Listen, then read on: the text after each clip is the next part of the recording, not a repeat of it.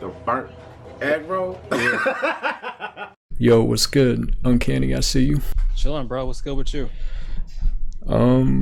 Just smoke some weed, getting in my zone. Nice. Yeah, it hasn't been that long, I guess. Well, it just depends, right? What in what time space we're talking, but we did talk on here. When was it? Like about a month and a half ago, maybe. Yeah, I would say around that. Yeah, for sure.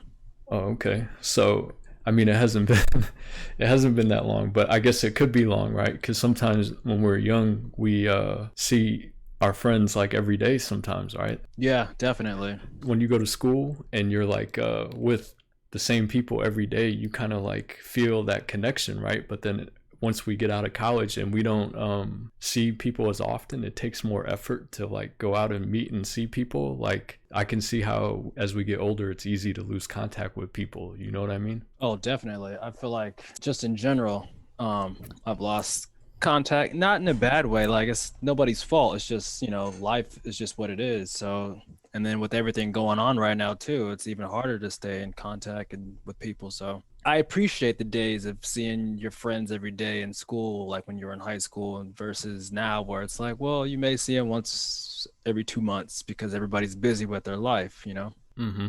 Recently, I've been doing like trying to reach out to more of my old friends and people that I've lost contact with, or people that I've had like I guess kind of like a falling out with. You know what I mean? Have you ever had that before, where you've like had a falling out with somebody and you always wrestle with that thought in your mind? You're like, should I reach out to this person or wait for them to reach out to me? Have you ever had to feel that? Oh, definitely. Usually I'm not the one that reaches out. That's just kind of, even when we're on good terms, I usually don't reach out to people very often. You know what I mean? It's just not Yeah.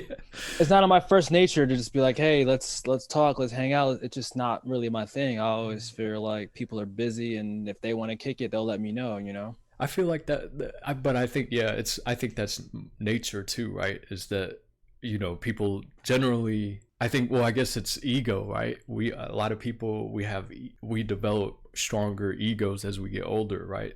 As a way to kind of assure us that we're the same person that we were yesterday. So yeah, it's to trying to get past that ego and kind of like making that effort to reach out. So I guess I bring this up because I just did it over Thanksgiving holiday. Like I had a falling out with like one of my good friends over, get this, man, over fucking NBA 2K. Wow. Wow, one of those type of beeps, huh? Yeah, man. Jeez. That's So, the worst. and if it's somebody that I don't know like personally, I probably would let that shit go. I'd be like, all right, because that's happened before where I've got into beefs with people over the game, but I don't have like a strong like real life connection with them. So I'm like, Right. all right, I'll talk to them when I talk to them. But this guy, he's family through marriage. His sister is married to my first cousin, so we see each other at Thanksgiving and Christmas. You know what I mean? Yeah. So the beef over the game, I was like, is it really worth it to fucking have this beef with this guy over NBA 2K? Probably not. So A lot of times it's, sorry to cut you off, but a lot of times it's never usually that deep because life is short and life is precious, man. You just got to let some of these things go and just get back on good terms. hmm But a lot of it is, I think, letting go ego too. Because, like I said, I could have done this shit. Like I could have, in my heart, I knew it wasn't that deep from the moment it happened, and I was like, I can reach out to this dude. Like I should, like every day. I thought, for the most part, like it crosses your mind, right? At least for me, like I should probably reach out to him and squash it, and get back on good terms because it's not that deep.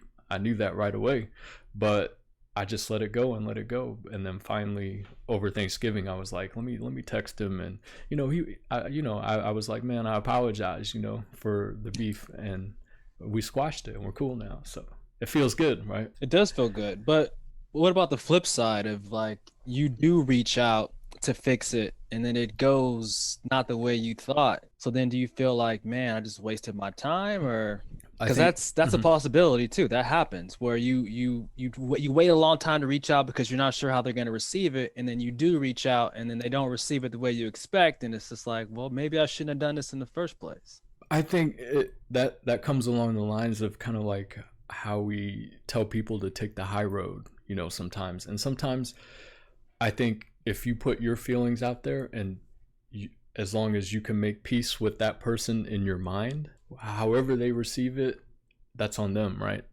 But I guess I'll give you a story along those lines. Here's a story. Like coming back from Korea to LA in 2011, I was dating this girl out there, and we didn't break up officially when I moved to LA. But in my mind, I was like, man, there's still a lot of shit I want to do in my life. Do I really want to settle down?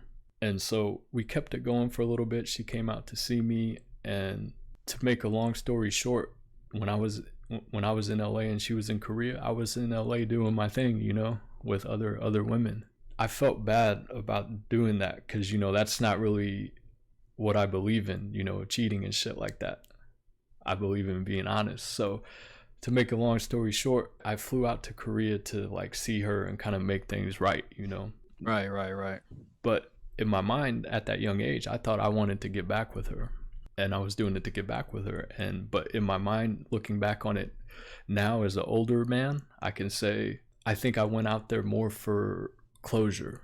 And I feel like if I didn't do that, I lost money, I lost time in doing that. But I think if I didn't do that, like today, I would still always wrestle with that in my mind and my heart, every day. Right. Yeah.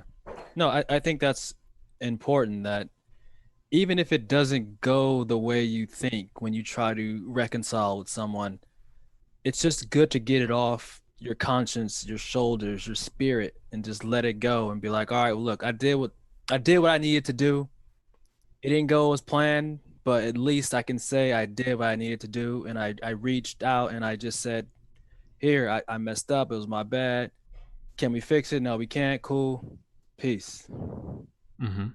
Yeah, but I think, but I guess the reason I was telling you that story was because, along those lines is reaching out, and however they receive it, going back to your question, is like, however they receive it, if they don't respond back, I think you can at least go to your grave saying, at least I reached out to them and tried my best to squash the beef. But I guess it has to be sincere and not really expecting anything in return. You know what I mean? Absolutely. Yeah. Crazy how we just went down that road. I don't know how we ended up there. Maybe because I'm high. Whatever it takes, dude. Like I told you, I don't really have anything specific that I want to chat, I mean, we can go into some sports, we can go into some video games, we can go into just life stuff in general. I don't care, dude. Let's just chat. Yeah, freestyle, man. I think that's sometimes the best podcast is the ones where you just click record and you can like get into you could tell it's like a real conversation, right? Yeah, no, definitely. Since the last time we talked, I've been grinding on the podcast, and like I've had some different guests on here, and some that I've known longer, and some that there's been a big time gap since the last time I talked to them or saw them in real life. So it's like those ones, to me, they feel less like a real conversation. You know what I mean? Because we're trying to feel each other out since we haven't seen each other in that long. With that, I guess the ones that I go back and edit, I'm like, all right, this one, it's easier to edit because it's like a real conversation. I don't have to cut and chop as much. You know what I mean? No, I can dig that for sure. Yeah. The reason why I was like stopping with my thoughts is because I was thinking about another thought at the same time. Does that ever happen to you? All the time, dude. I am an introvert, and a lot of things that happens when you're an introvert is like your brain is constantly just doing stuff, and you're thinking, and you're obviously analyzing and probably over analyzing things. I don't know if you noticed, but I shift around the camera. I keep shifting myself around because I'm looking at myself and I'm like, this doesn't look good. And in the back, like I'm always doing that because my brain is hyperactive. I'm high right now, so it's all my good. short-term memory isn't as strong, but my expressiveness is strong, but my short-term is not strong. I think we kind of covered it. I was just telling you that I don't like, because you mentioned that you can't see me right now. But when you go back and watch, you'll notice that like I kind of shifted around a couple different times and I was moving the camera a little bit. And just because like I think the previous thought was just as an introvert, like I'm Mm. always in my head. I'm always thinking, always analyzing, always wondering Mm-hmm. what the other person's thinking or whoever else is thinking. So, you know, it's just one of those things where that's just the way I operate, you know? I think a lot of people are like that. I'm like that too, man. I was worse, I think, when I was in my 20s and teens. You know, I was just more OCD and less patient and more egotistical. And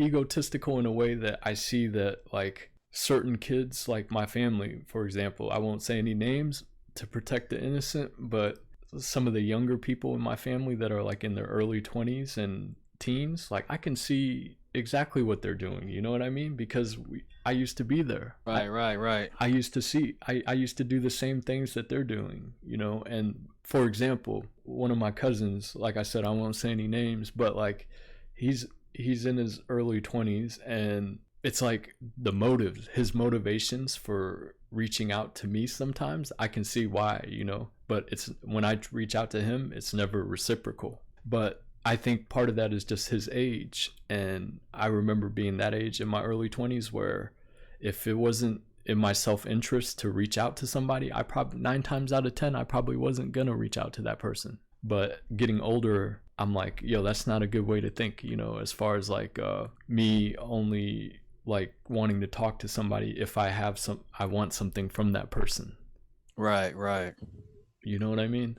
Yeah, no, I can dig that. But it took a lot of time, like smoking weed and shit, to like kind of like dissolve my ego more. And even doing mushrooms, I did mushrooms one time with Dan and another one of our friends, and like that kind of dissolves your ego a little bit more as well, you know, those psychedelic trips.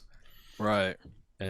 But weed is like one of the, I guess it's like one of those starter drugs where, you know, if you know, you've been around a lot of stoners your whole life, you know. We know. I don't want to maybe not say Dan's name, but like you could tell like his type of vibe, you know. And I learned that a lot of my style or mentality is just from meeting Dan in Korea and spending so many hours with that guy. You know what I mean? Right.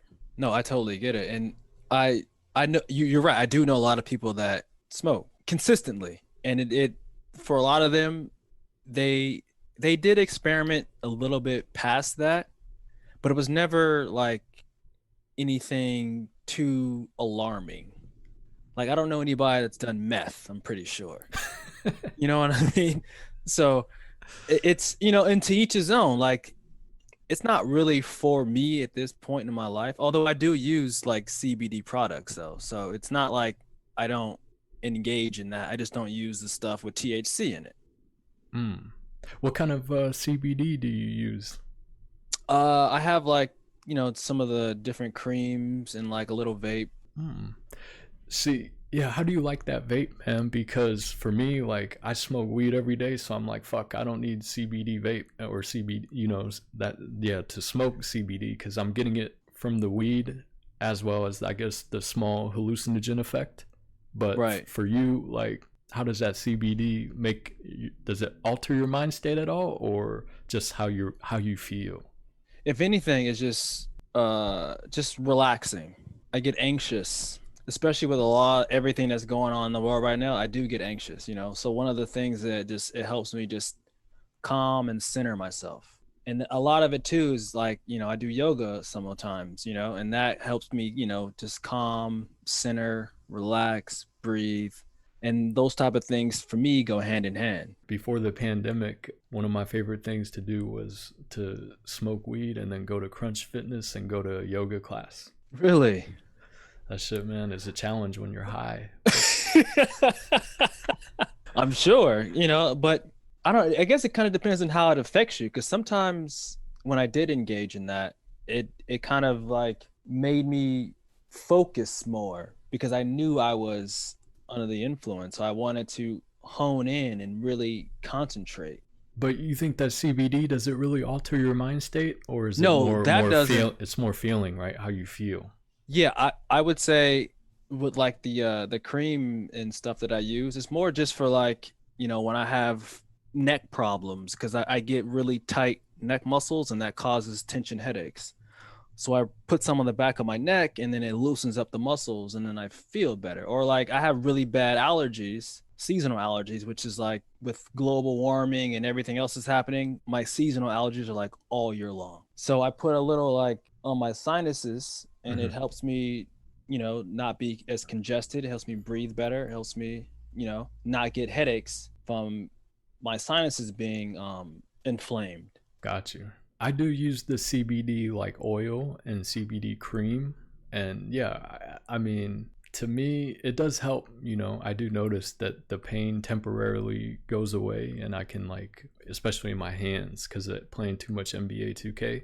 But like, I can definitely like sleep better and, my hands, they all feel better and stuff.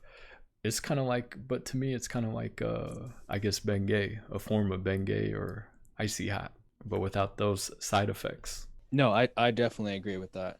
Like, like I always say, like it ain't for everybody. Like if you have this preconceived notion about that type of stuff, don't use it. For me, it wasn't bad. Like I tried it a couple of years ago.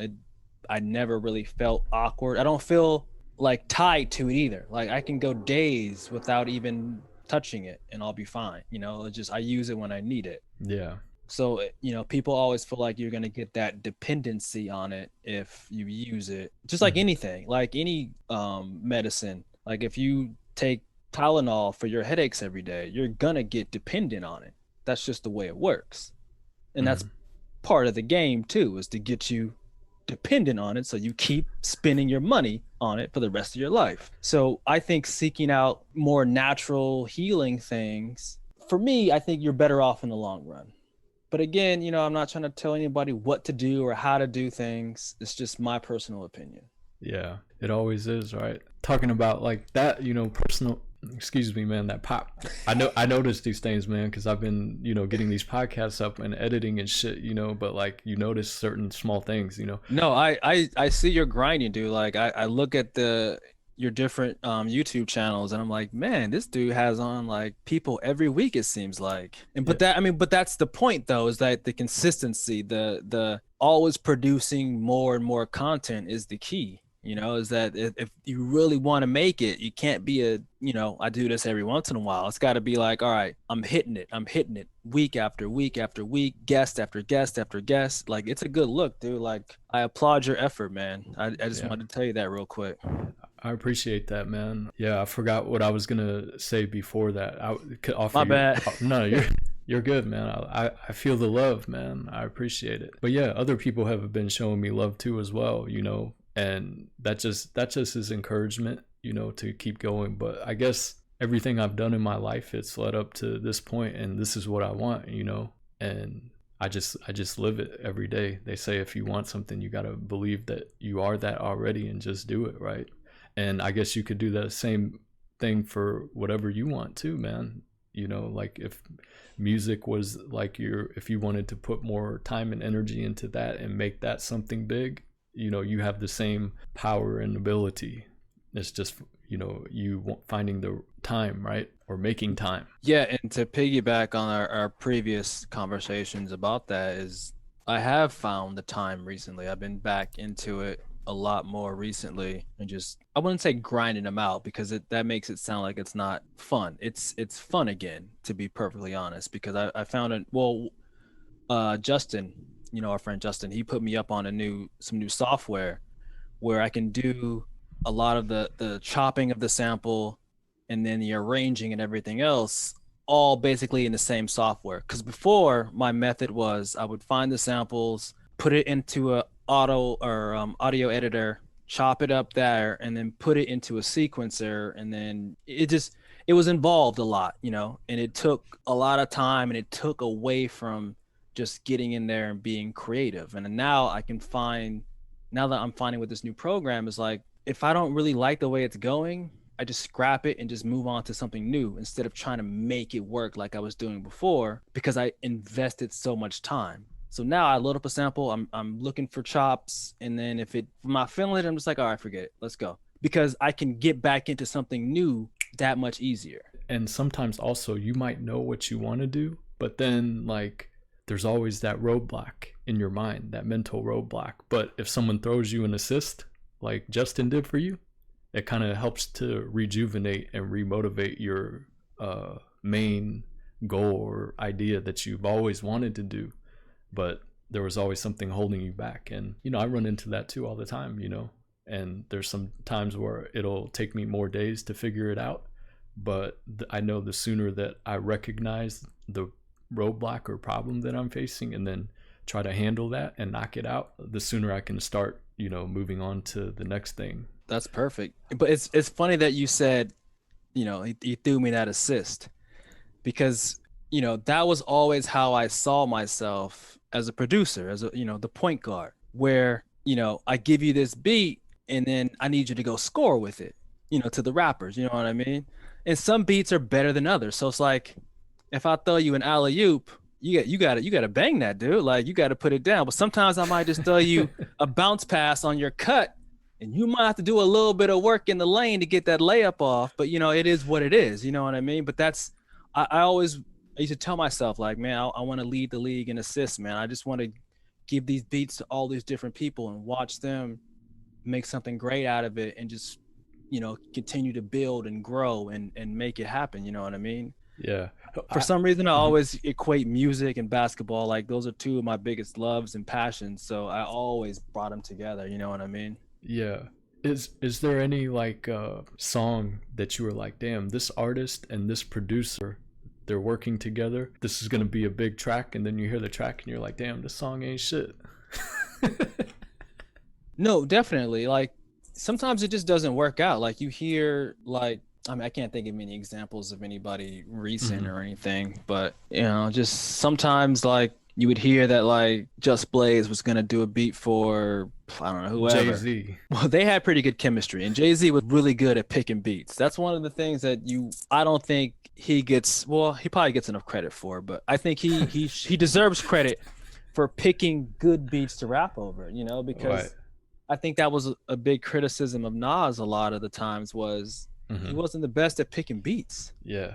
And But you know one album that I listened to Nas, sorry to cut you off, no, go for it. that I went back and dissect, because this is what I do at night sometimes, is I'll go back and at night I'll smoke some weed and get into like a full album that I haven't listened to in a long time. And one of the albums was Nas's N-Word album.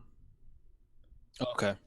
That shit right there, man, that was one I missed because I was in a fast time in my life in Korea in 2008 and not really, just focused on making money and trying to bang out bitches, you know.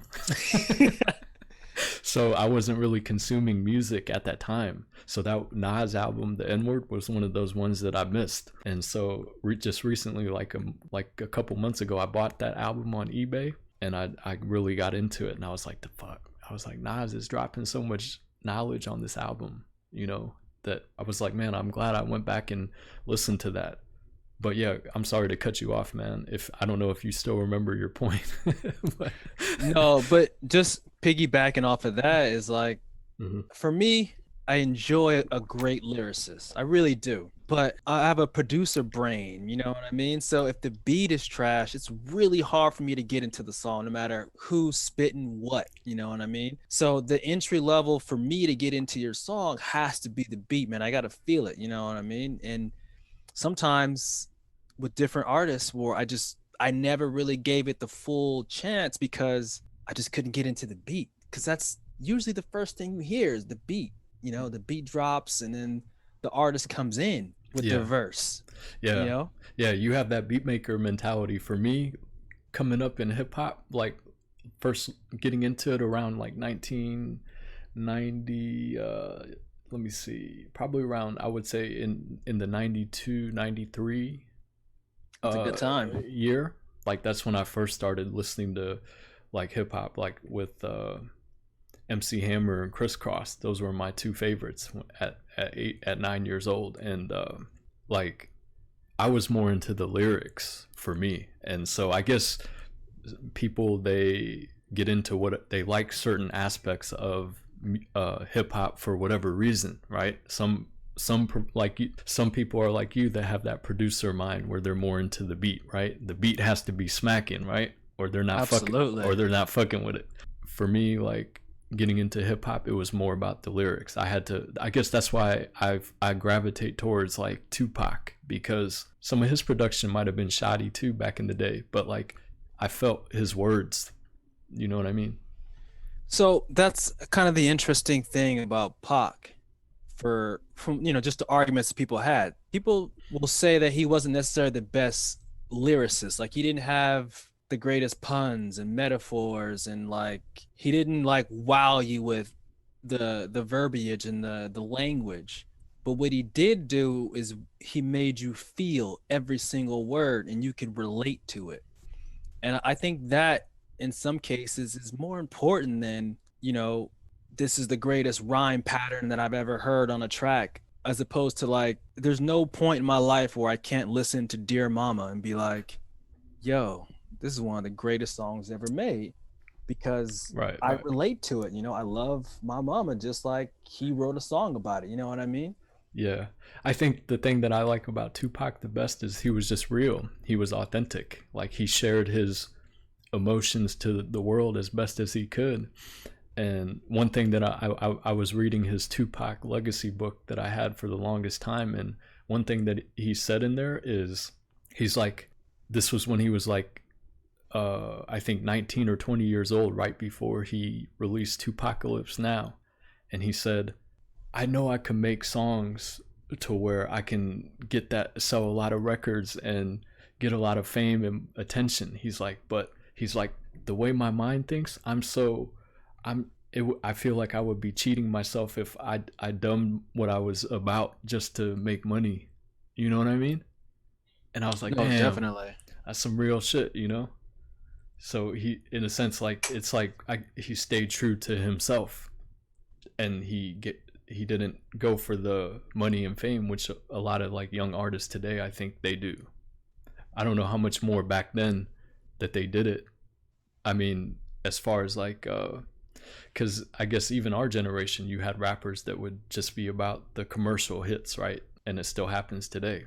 Well, I guess today versus then, it was more just, all right, I need a single that will get me video spins and radio spins, and then hopefully that'll bring you into my album and you can see what I'm really about.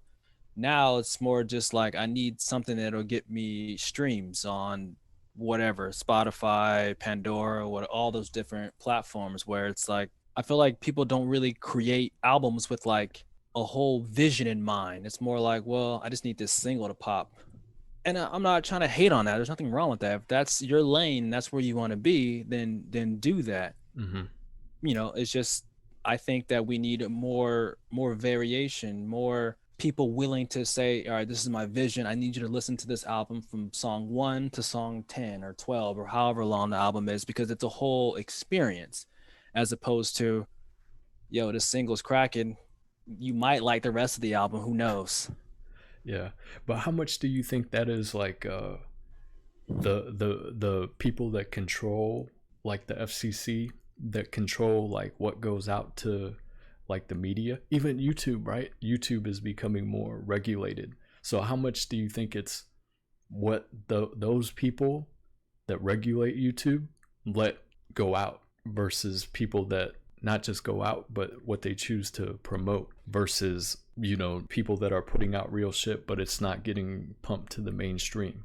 Well, I mean, and that was the thing back in the day, is like, you get signed to this label, they're handing you an album advance of whatever, and you need to find either the hottest producer you can to give you that one single, or you just do all these different things. But at the end of the day, you still got to turn that album into a record exec, and he's going to be like, no, I don't like it.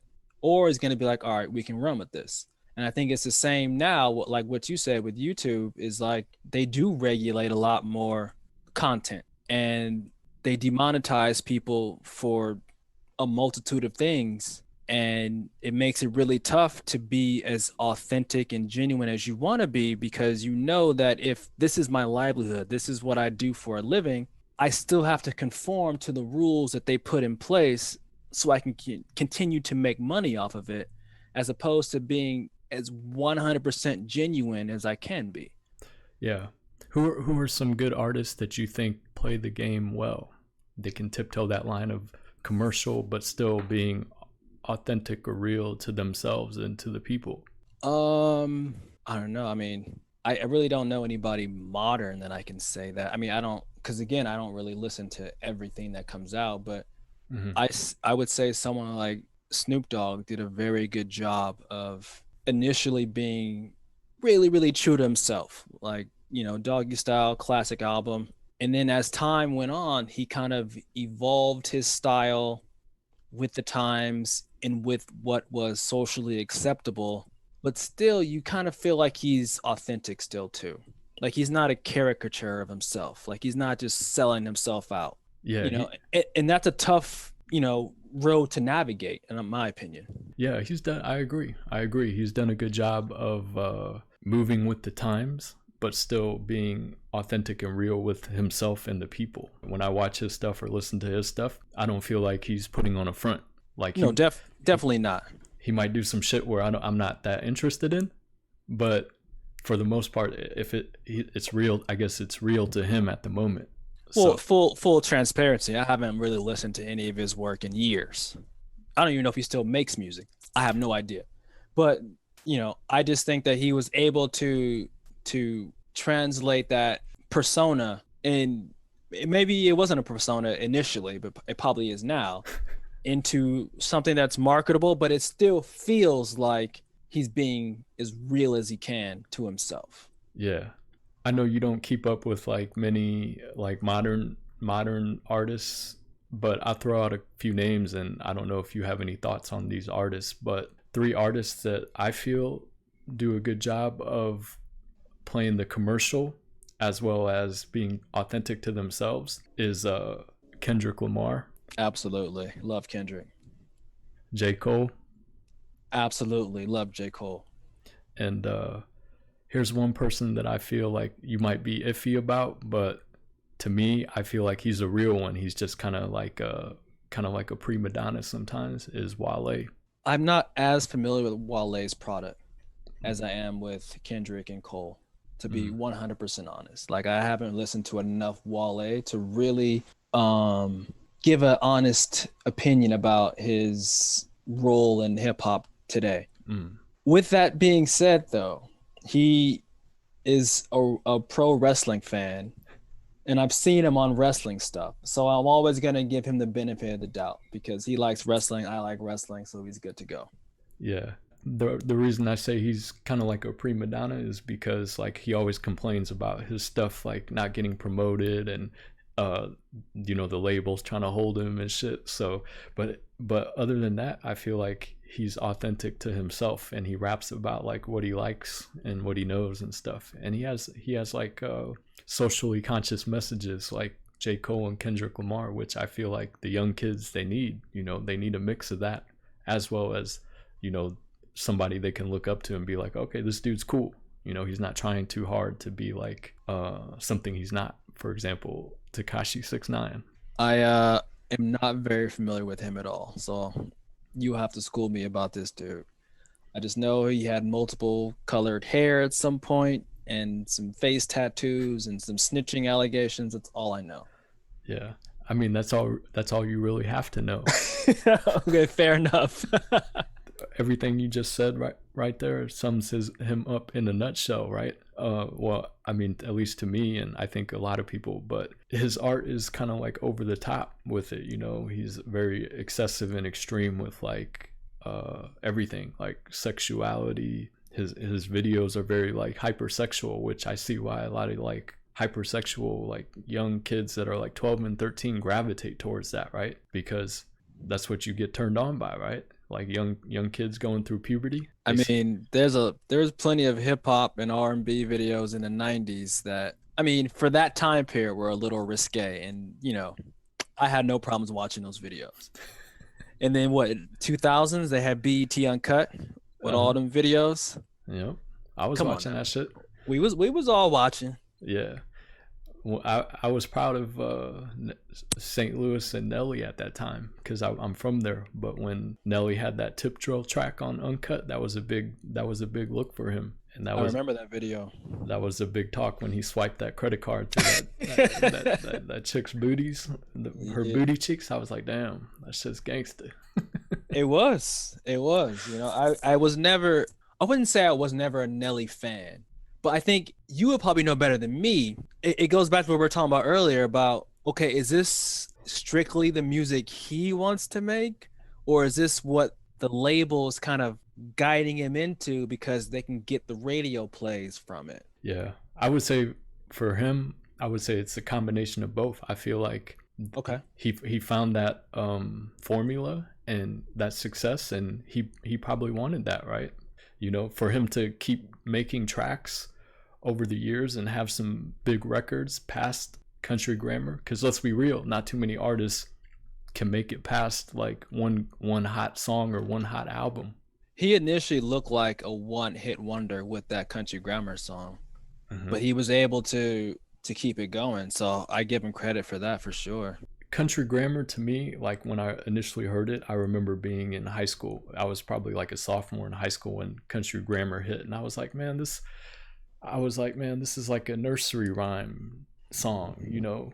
But then when he kept coming out with tracks off that same album, like EI and Ride With Me and Loving Me and Batter Up, I was like, damn, this guy has more than one good track. I like that Batter Up video on Uncut too. Was that on Uncut? It might have. Well, they might have different versions. They might have had like a regular version, but I think they had one on Uncut too, because it was just girls like in batting uniforms playing baseball. Oh, okay. Yeah, the only one that I remember is the one where they were in the baseball field and they were just doing shit. But yeah, you could be right, man. I don't remember that, but yeah. But yeah, Nelly, but then not just with like Country Grammar, like after that he had Nellyville and he hooked up with Pharrell and had that Hot in Her. That track was a big track for him. And he had multiple hits. That track Dilemma with Kelly Rowland on his second album. That was a huge track. Like Hot in Here was cool or whatever, and it's got him, you know, the plays that he needed. But I think that other track really showed, well, in no uncertain terms, he showed his range, because that was more of a R&B type of song, you know, and I think he did really well with it. I personally was not a fan of any of it. Like, it just wasn't my style of music, but I can appreciate that it was popular, it worked, and, you know, it gave him the opportunity to do more things, and yeah, it was cool.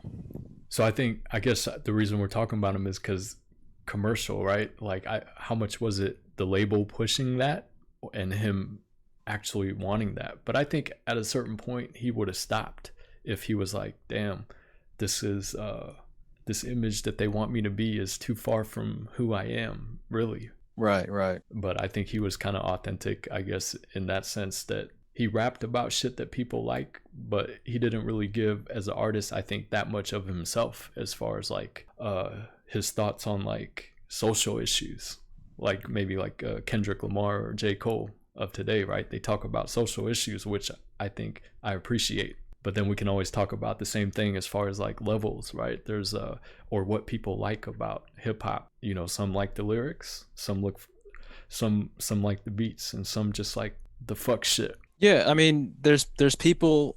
I think that's one of the things that I really enjoy about hip hop, is that no matter what you're feeling or thinking that particular day or that particular moment, there's a song out there for you.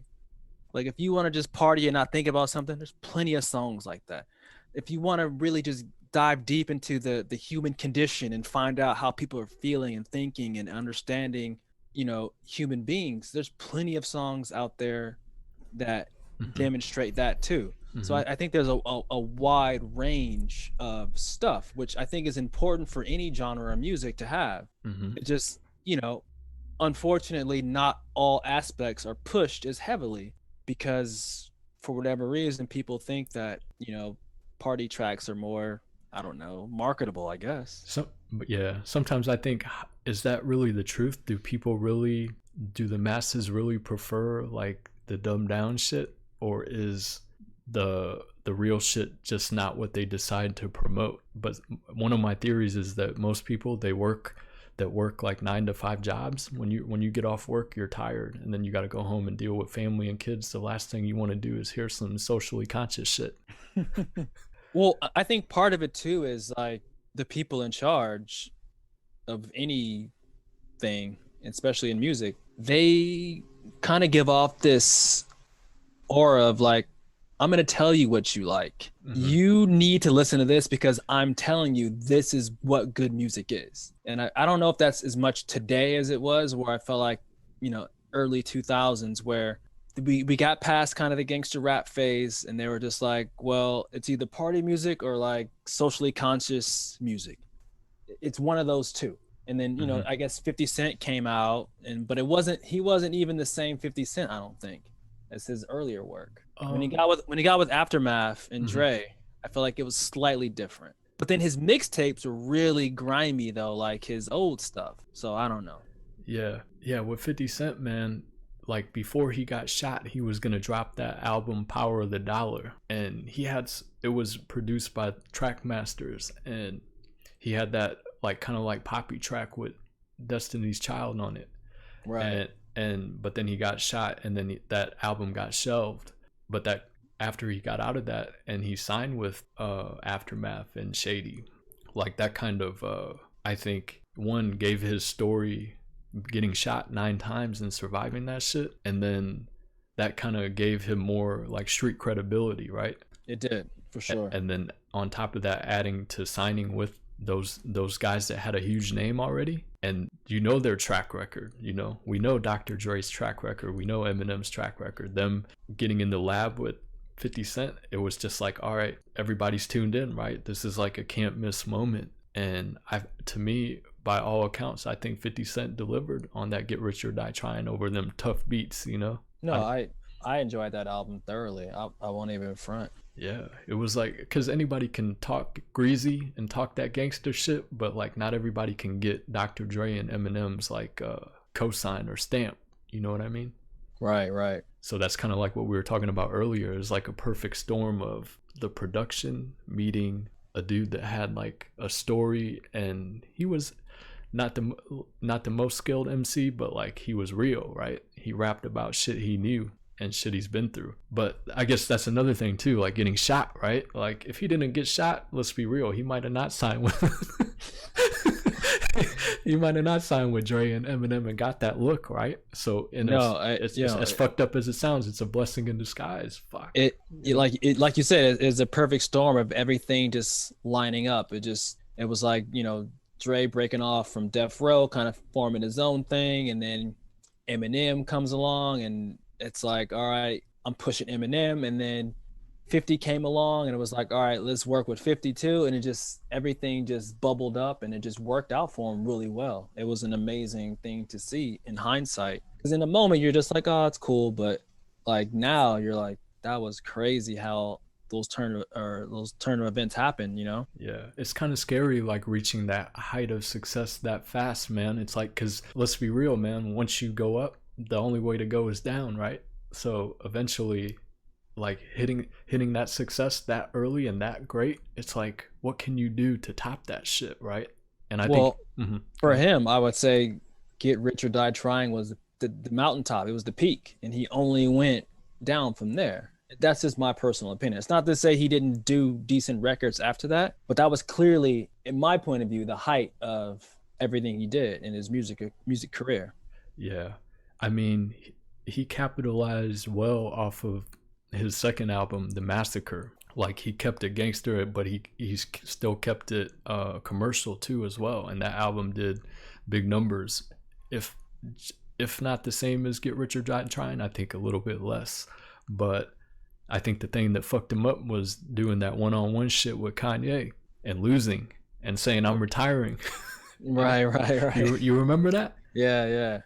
I mean, but let's be real.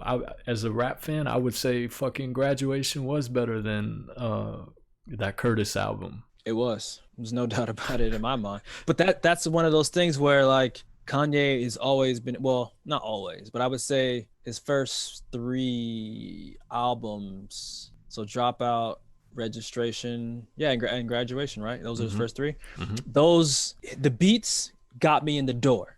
What he was talking about was relatable too. Mm-hmm. So that kept me going.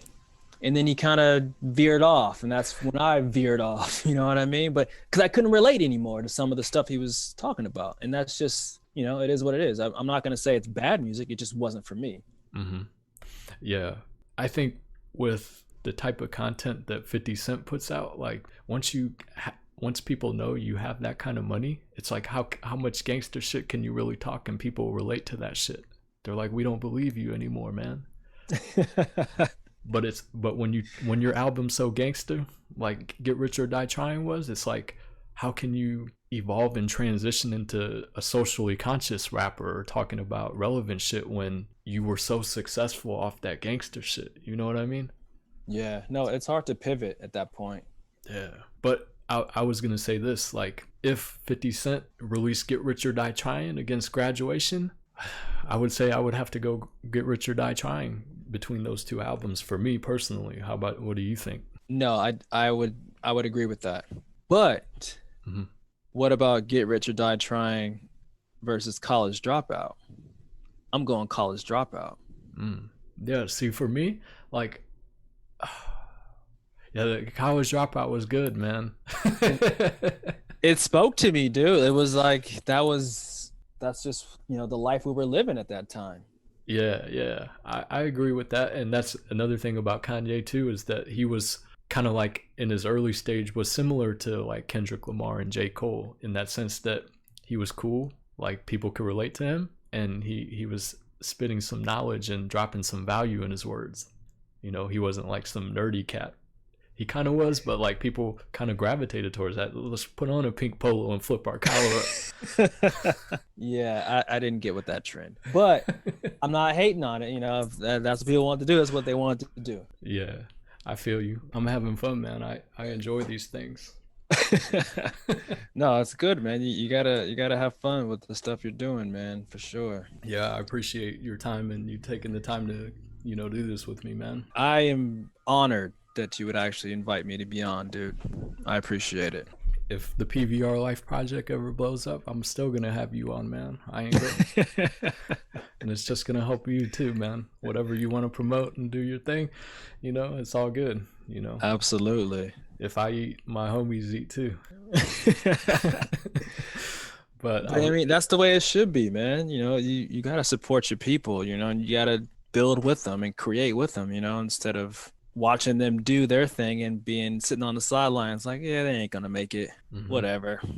Yeah, I think it's easy, that mentality is easy to have when we're, you know, young and competitive in the game, like in our early 20s. But you know, some people carry that mentality to a very old age, right? No, definitely. And some let it go earlier. I had that competitive thing in my mind, you know, like I was like that in my 20s and into my early 30s. But like I talked about it before, I won't go into it right now, but like Malcolm X, that was the book that changed my life. We talked about that last time, right? We did. We talked about it the last time. Just his perspective on things changing and everything. Yeah, that was very impactful, because you can't be people. Sometimes I feel like people are too afraid to change. They say at a certain point they're like, this is who I am, this is my identity, but they don't realize that life is about the journey, and you can evolve and grow. Who you are today isn't who you have to be tomorrow, and that's why Malcolm X impacted me. I think you should always be looking to evolve and grow and just strive to be the best version of you can be. And truthfully, you're probably never going to reach it, but that's the point, is that there's always room to get better. So keep going, keep trying to be better every single day. But be forgiveful though. Sometimes, some days you're gonna mess up, and that's part of it too. That's part of the journey. But you know, just work towards it. Yeah. So that, you know, that kind of started the journey, but then also listening to a lot of podcasts while I was driving Uber and Lyft. Like I would listen to a lot of Joe Rogan, and just hearing the different guests that he had on the podcast and them telling their life stories, and you start to realize, hey, what am I afraid of when other people are willing to struggle harder to get to their goals? You know what I mean? So it's kind of, yeah, it's kind of like, I think by listening to those type of things every day while I was driving, that kind of was like, all right, what am I afraid of? You know, it kind of gives me that courage, I guess.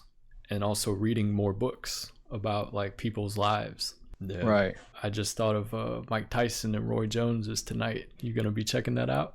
I'm gonna try my best to check it out. Yeah, what are your thoughts on that fight? It's kind of hard for me to root against Mike.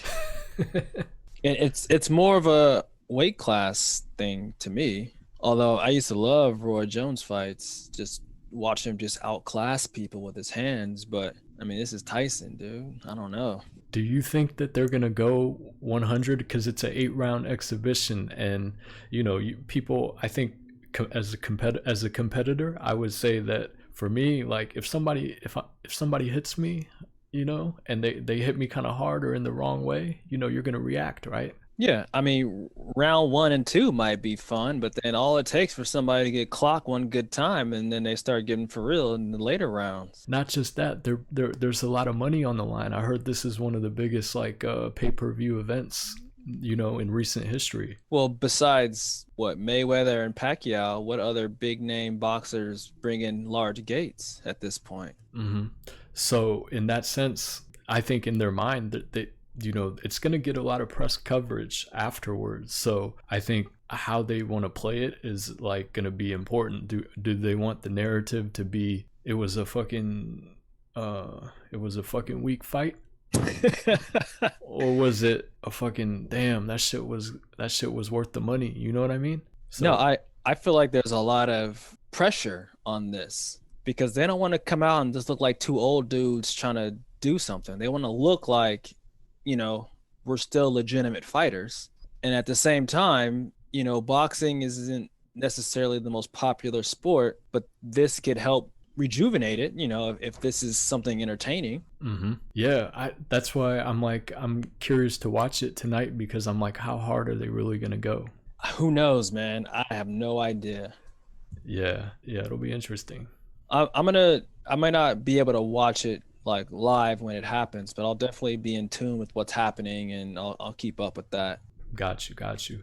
How was your Thanksgiving though, man? Changing subjects. It was good, man. Just chilled. Yeah. Did you go out at all? No, I was in the house. Safest place to be, man. I guess, you know, that's all we're hearing in the news is the COVID numbers are going up, you know what I mean? And deaths, and the lockdown, mandatory lockdown on Monday, right? I believe that's what I read, yeah. What are your thoughts on this shit, man? You feel like it's a fucking government ploy and the conspiracy shit, or you feel like it's some real shit and we gotta, you know, listen up? My biggest thought about the conspiracy from the government or whoever is that if it's really fake and it's a hoax and it's not real, there's not very many people benefiting from this other than like gigantic corporations that sell stuff online. What benefit would it be for the government to pretend this is a real illness? Like, how does it help them? If everyone's concerned about the economy tanking and all this other stuff, wouldn't the idea that people are going to be staying at home, not going out and spending money,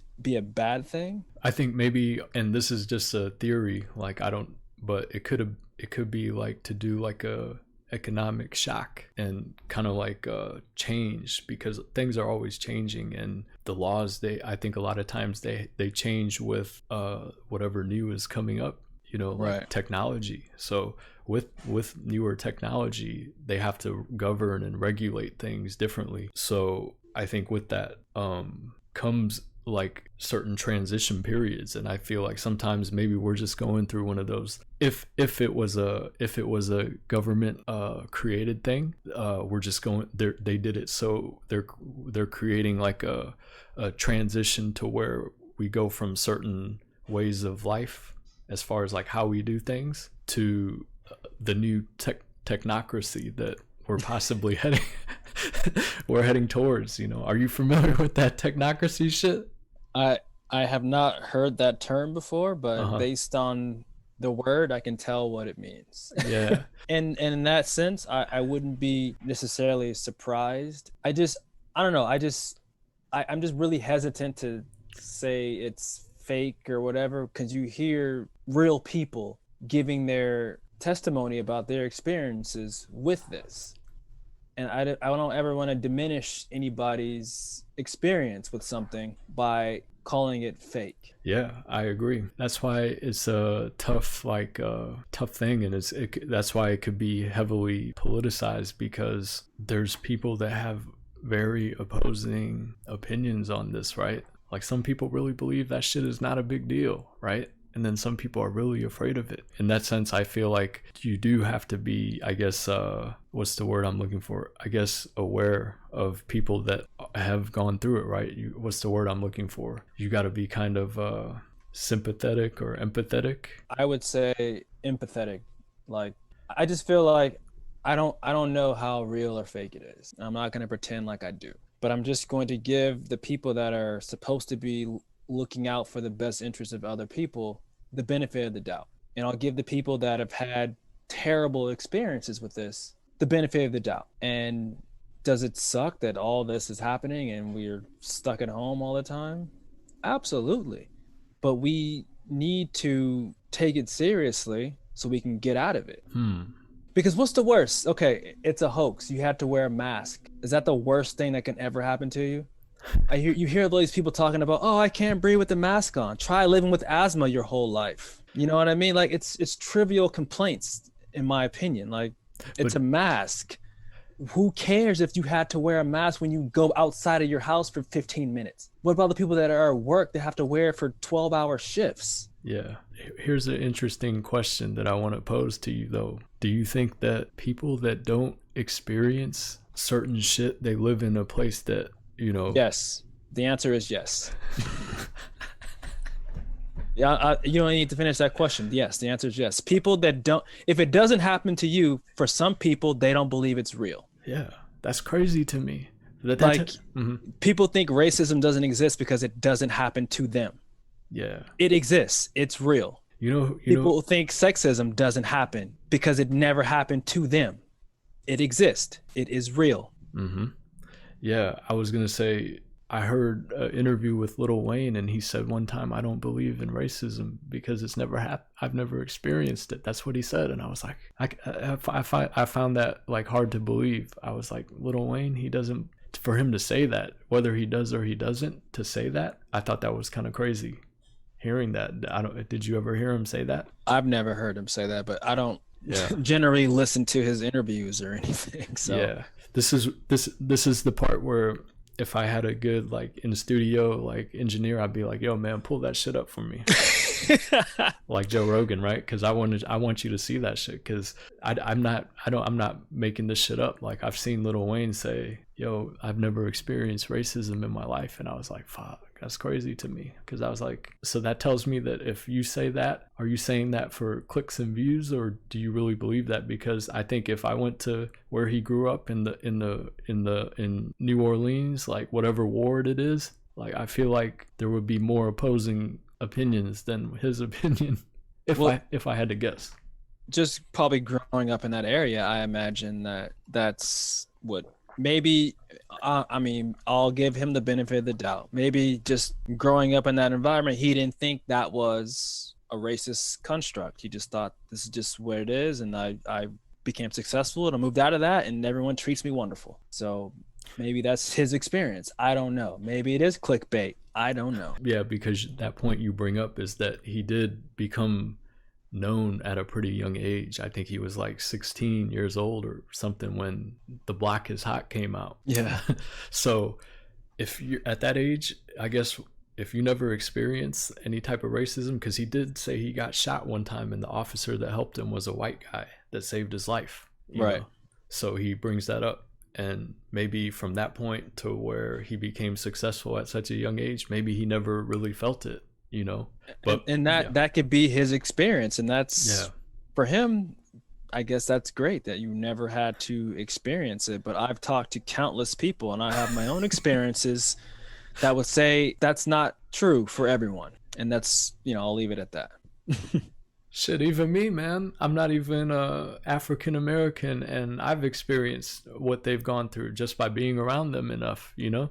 I mean, you don't have to be black to feel it. I mean, you can be any nationality and feel discrimination But to in have the whatever experience, yeah. circle you're in. But to have an experience, right, with like, because I mean, I want to say like how many, well, I mean, that's a different conversation we can go down. I was going to say like how many white people actually experience like traffic violations that gone wrong. You know, we don't see that often. No, not as often. Yeah. So I guess going back in a circle, right? But it comes down to experience. Like people, Right. if they don't experience it, they can't really, I guess, speak on it that much, right? But that's where the idea of empathy comes in, where you're like, I'm not exactly sure how you feel about this, but I won't diminish the way you feel. I'm going to listen to your story. I'm not going to tell you everything is going to be okay, because I don't know if it's going to be, because I could just be lying to you at that point. But what I can tell you is I understand what you're saying, and I want you to know that I feel what you feel, even though I may or may not have experienced it as well. Everything you said, I agree with, but that brings me back to the point of for Lil Wayne not to speak any empathy, knowing that he has a lot of people that look up to him, and for him to not show empathy publicly, I was like, damn, that's some gangster shit right there. Well, it's something. I don't know what it is, but it's something. But I mean, if he feels that way and that's what he truly believes, good for him, I guess. I'm going to not go down that route. I'm going to believe in the people's stories. I'm going to say that, you know, there's certain things I don't understand, like, you know, with like gay people, they experience discrimination. I don't know what that's like because I'm not that way, but it doesn't mean it doesn't exist. And it doesn't mean that I can't feel like, you know, Yeah. I can listen to their story and be like, yeah, that sucks, you know, that you have to deal with that. The reason I laugh is because when you said gay people, that was one of the things I was like thinking before I was getting ready to talk to you today. I was like, should I bring up his thoughts on gay people? I mean, listen, they're just people too, man. Like that's the thing. It's that I guess that's the thing that I guess bugs me the most about just people in general is that everybody has to have a label. You have to be this, you have to be that, you have to check this box on your application. And it's like, why can't we just all be people? Like, why do you have to label me as this thing and this and this and this and have to fit in these little boxes instead of just being like, oh, he's a person that likes this and that and he's cool, whatever. Or, oh, he likes that, I don't like that, we don't get along. Like, whatever it is, like, you don't have to agree with what I like. Like, I don't really care, but just don't diminish my humanity because you don't understand or see things from my point of view. Yeah, I think what you just said right there is like ideal, right? Ideally, that's how me and you, we think that people should think. But I guess we don't live in an ideal world, unfortunately. No, and we're not going to see that in our lifetime. Like that's the reality. We won't see this beautiful existence that we're talking about. We ain't going to see it. Yeah, I agree with you though, man, as far as everything you said and how things should be, but maybe that's just the balance of life, right? The good versus the evil that is ever prevalent in the, you know, the yin and the yang. No, I mean it is balance, you know. I would just like for people to just be more understanding of each other. I think part of it too is part of the mass programming, right? We live in a society and we're programmed by mainstream to label shit, right? Yeah, absolutely. I mean, you have to fit into some sort of category with everything that you do and everything that you like, everything that you're into, everything you dislike. There's categories for that too. If you hate on something, there's somebody that has labeled that something else, you know? It's nothing but labels all day long. Yeah. And then I question how much of that is social engineering versus, you know, what people would truly feel if they didn't have that type of programming and they just, yeah. No, I definitely agree. I agree that people, they see things and then they just are in tune with that logic and it just spins out of control, and they just keep going down that path, as opposed to if they weren't ever exposed to this idea, would they just be, not into this labeling of people? Or is it just because they see it, they believe in it, they listen to it, so they just have to keep it going? I don't know. Yeah. And that, I guess that's what is like philosophy, right? What philosophy do people choose to buy into? How much do they believe that those philosophies dictate their actions on a day-to-day, or are they just going through, some belief that was programmed into their mind through either their family or the media? You know what I'm saying? No, definitely. I mean, they always show the videos of little kids who haven't been in school or yet, and they don't care about any of those labels. They see another little kid and they just want to have fun with them, as opposed to once you start getting into that, lessons that you get from either the internet or your family or your friends or some sort of combination of those things, where you decide that this is the right mentality to have, as opposed to just not going through that. It's hard to explain, but yeah. But then every time I think of that, I think of the same thing. It always goes back to the same thing: is how much of it is balance that we need to have. Those varying opinions, maybe there's a reason why, right?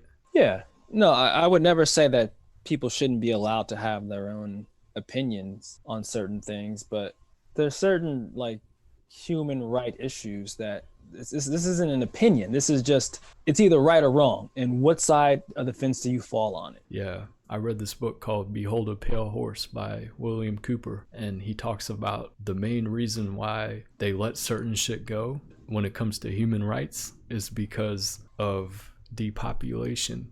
What I mean by that is the people that control the wealth of the world, wealth of nations, right? That in some way have the ability to dictate how the economy and how people move. But I was gonna say, he said depopulation because if people didn't die at a fast enough rate, and this is fucked up, but he's like, all the natural resources would be consumed too quickly. So in order for the wealthy people, they said, to control the depletion of natural resources too fast, they had to create different games to play to keep depopulation. You know what I mean? People dying at a... I don't know. It's a weird concept, but I totally, I don't want to say I agree with it, but I believe that certain things happen a certain way, which leads to population control. And I don't want to be a conspiracy theorist, but I think there are things that are in place that control population, and maybe one of these things is what's going on in the world today, because they're saying it's might be man-made in a lab somewhere. So I don't know, and that's the thing too, is you don't know what to believe, because you get fed so many lies from so many different angles, from sometimes even the same sources. Facts. So it's hard to really trust in what they tell you. So I mean, for all I know, this whole COVID thing could be a version of population control. We haven't had a big world war in years, and that was one of the things that people said was a way for population control, is you send people off to war and they kill each other. And then building all those bombs and weapons, that stimulates the economy because it puts everybody at work. Yeah. But those are just, some conspiracy theories that some people believe and some people don't. I mean, to me, it's kind of logical, but I like to look at human beings in a better light than that's what they would do to each other. But who knows, I think some of these things, they're they seem like they're conspiracy, but I feel like some of these things, they're socially engineered conspiracies. We can see, if we were at that level, that highest level, right? And you really had to look at these major numbers on charts and shit, and sit at a round table and discuss this shit, our choices that we do with the economy is going to affect a lot of people, and what is best for the planet Earth too, right? They might have to make those tough choices in the round table room, and they're like, fuck, we could let this shit go over here, but this is a bigger issue over here, so we got to take care of this first, right? Before we worry about this. Where can we put our money and time and effort into, you know? And I guess that's why a lot of people don't want to get into politics, because, you know, they're going to get a lot of criticism, and these politicians, and they're going to, you know, they're going to have to make some choices that some people are going to be just not happy with. You know what I mean? Yeah. I guess the biggest problem, I won't say that I have with that, is just like tough choices are one thing, but if you're an elected official and we put you in your position of power, tough choices, you know, you got to make those. But, you know, if you are working for the will of the people, at least that's what you say you are, Yeah. but you only benefit the few with all the money, Yeah. then you're not doing the will of the people. Yeah. You're doing the will of the people with the money. So I think, you know, I think that's more of a case of what's happening now. Yeah. And that's just my personal opinion, that I think more our elected officials are more concerned with, you know, the people with the money. Yeah.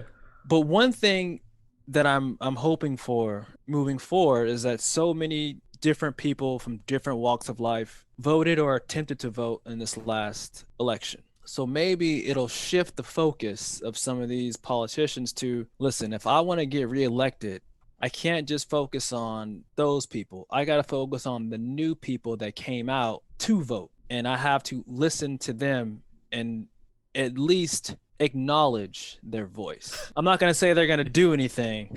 Yeah. They have to acknowledge their voice. Yeah. Yeah. I feel you, man. Like the demographics are changing about who's actually voting. Mm-hmm. Yeah.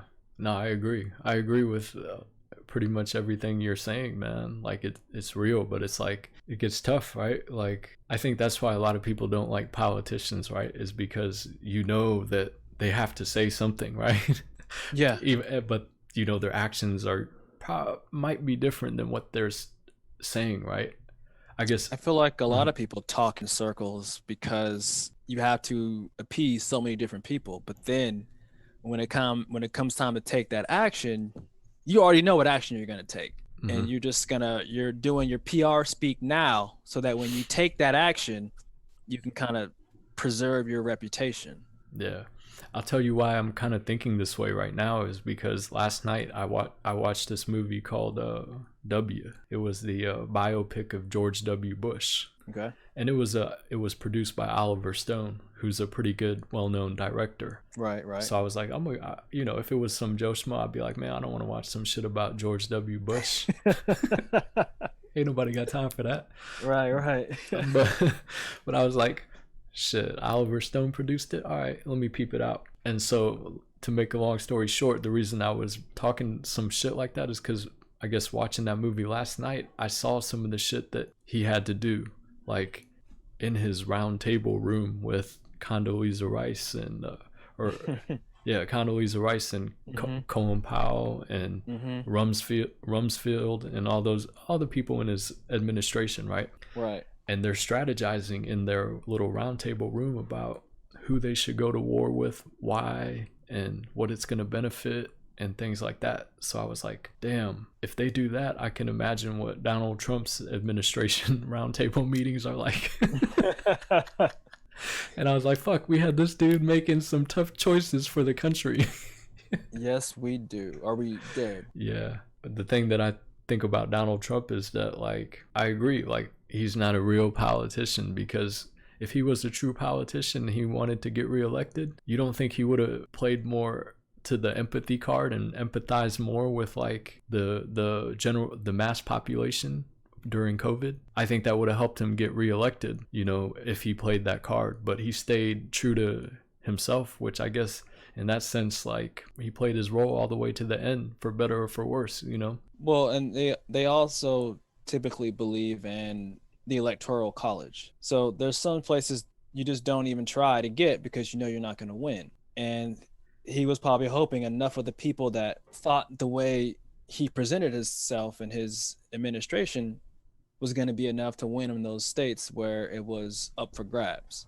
And, you know, Biden went the other way. He appealed to those people that he thought could shift the vote in his way by going with the empathy, by going with, you know, I have a plan in place to get rid of this COVID, and I have empathy for the people that are experiencing terrible things and racism and sexism and all this other stuff. So he went the opposite direction Well, Trump doubled down on what he already had presented himself as. And it just so happened that enough voters, apparently, I don't know, people are still debating the numbers now, that they were able to swing enough people in those states where it was up for grabs by appealing to an empathy type of audience, or a crowd that needs that empathy, I should say. Yeah.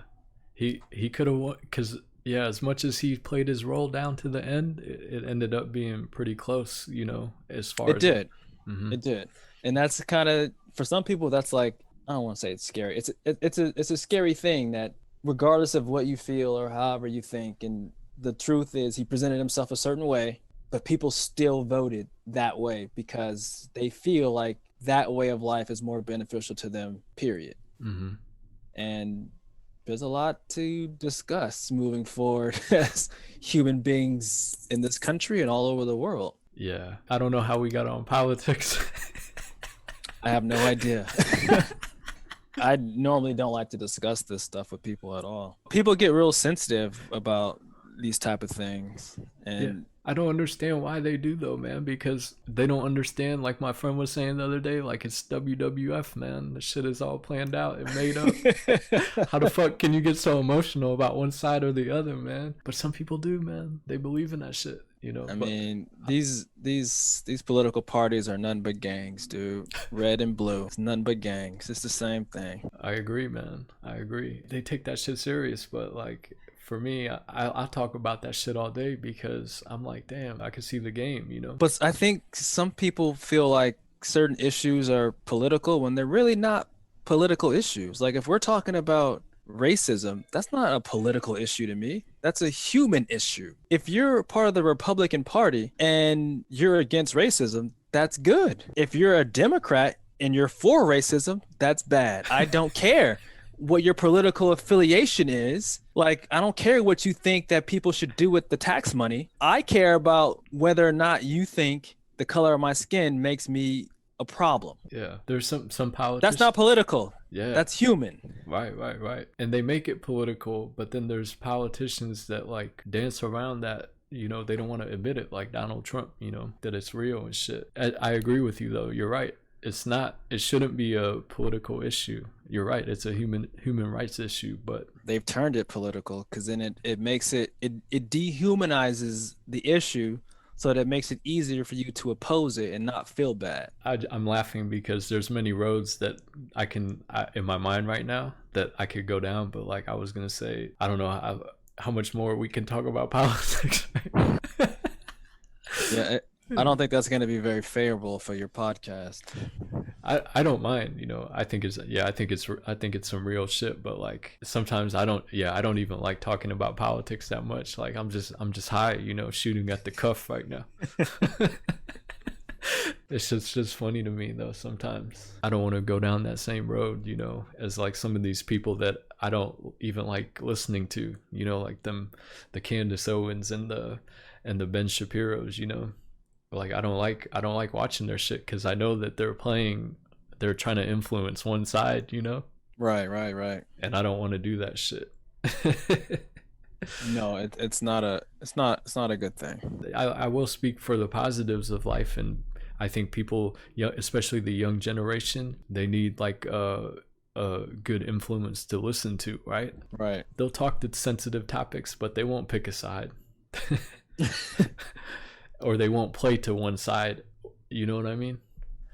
No, yeah, a lot of people, they're, it's a game where it's like I want to address these issues because they're hot topics and people want to hear content about it, but they'll tiptoe around saying what they actually think or believe. They'll just present the facts, I guess, of whatever's happening.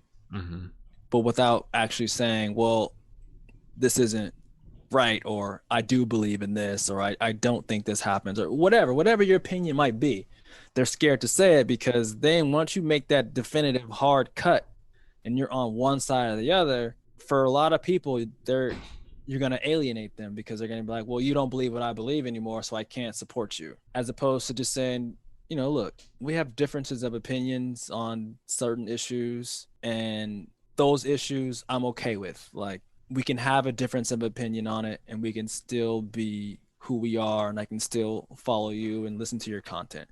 But there are hard issues where if you believe one way, I can't mess with you anymore. Yeah, you yeah, know? yeah. And that's cra- tough for crazy to me. content creators. Yeah, it's crazy to me. I feel you though. That shit is tough. Getting off politics though, man. Like, I don't want to take up too much more of your time. I gotta piss again, and I know you got shit to do probably, but Dude, I'm still on Thanksgiving break. I'm chilling. yeah. I'm just playing video games and trying to work on some new music, and then that's about it, man. Oh, okay. I'm gonna take one more piss and get some water then, and then I guess we can close out with some video games. I was gonna ask you a couple questions on some video games. You want to talk about some PS5? Yeah. Some Xbox. I forgot the name of their new console. It's a weird name. I think Xbox Series or something like that. Yeah. But like, yeah, man, that shit. Yeah, we can talk about that, man. That shit has been tough to get, man. Like, unless you willing to spend like a little bit over retail, right? No, I'm not willing to do that. But yeah, I know what you're saying. Yeah, we can do that. We can talk about that. All right, for sure. We'll close it out, and then on some happy shit, right? I didn't mean to take you down a political road, man. Dude, I'm good. But yeah, you have no worries. I agree 100% with you as far as like there's some shit that needs to be like addressed as far as just human rights, right? And then, and then there's some shit that, you know, it takes more time. You can't get in an hour debate on the news about like these more concerning matters, I guess, you know what I mean, that take more money and time. Definitely. In my mind, they just play to like the humans' emotions, right? Right.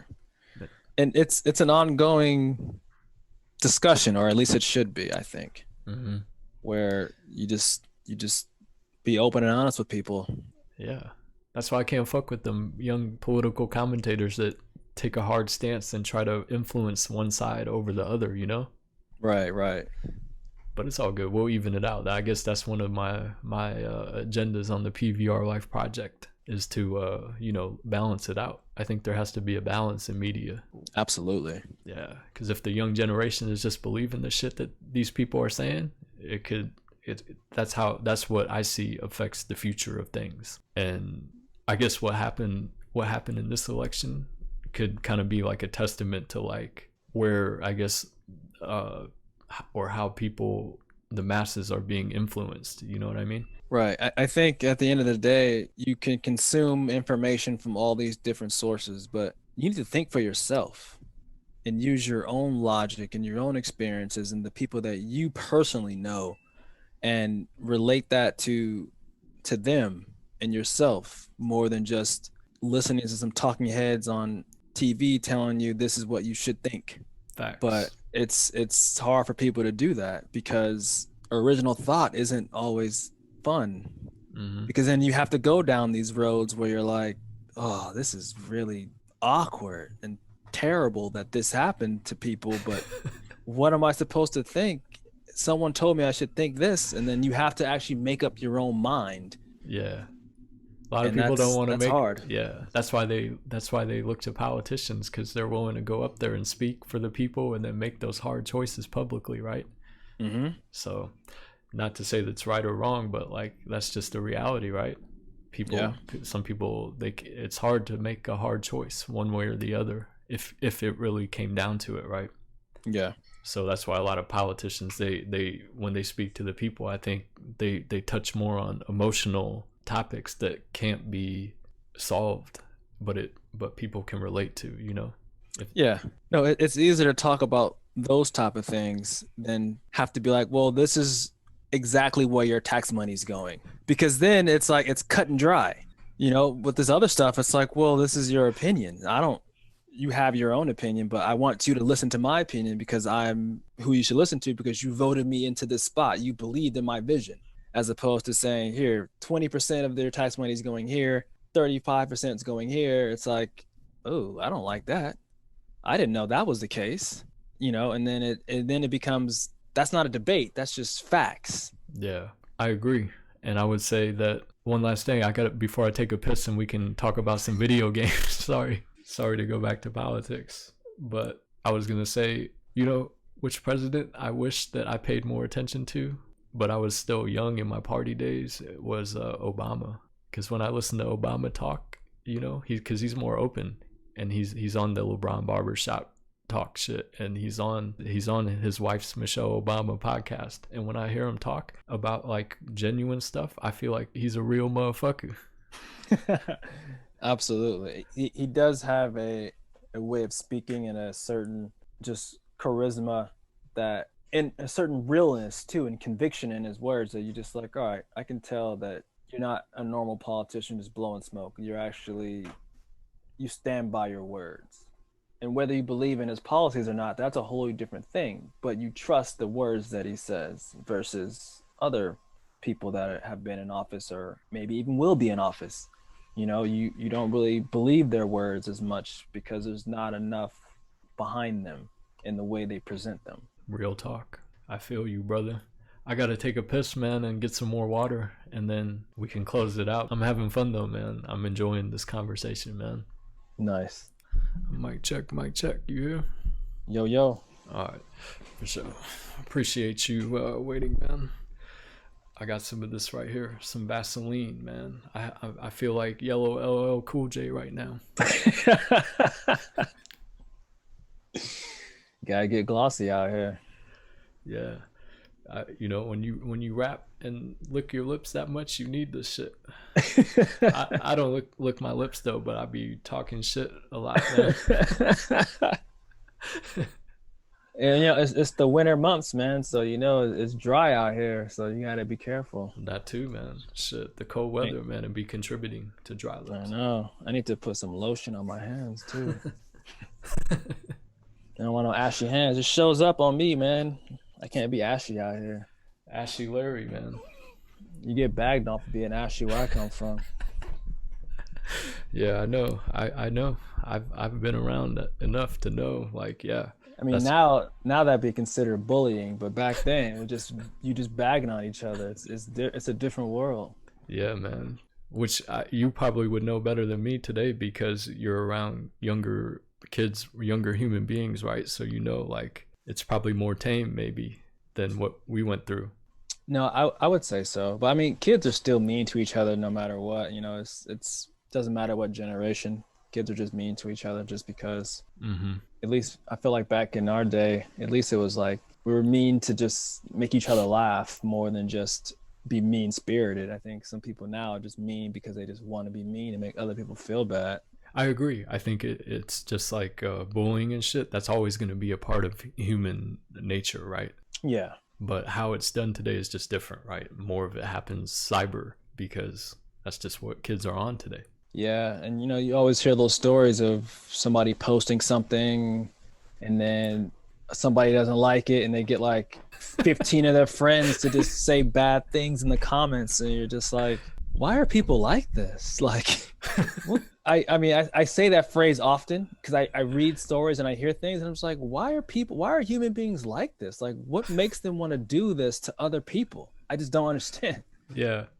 Yeah, I know. I be seeing some of your IG story posts, and I'm like, yeah, I feel you. I try to keep some of that type of stuff. Like, speaking of like political and views and all that stuff, I keep a lot of that in the stories because, you know, it just, if you take the time to click on that, then you want to know what I think about certain things. So I keep it in there because, you know, I'm not trying to bombard people with stuff, because sometimes on my timeline, I'm like, I didn't want to know that you felt this way. And I had to see it because you posted it on the timeline. But at least I know now.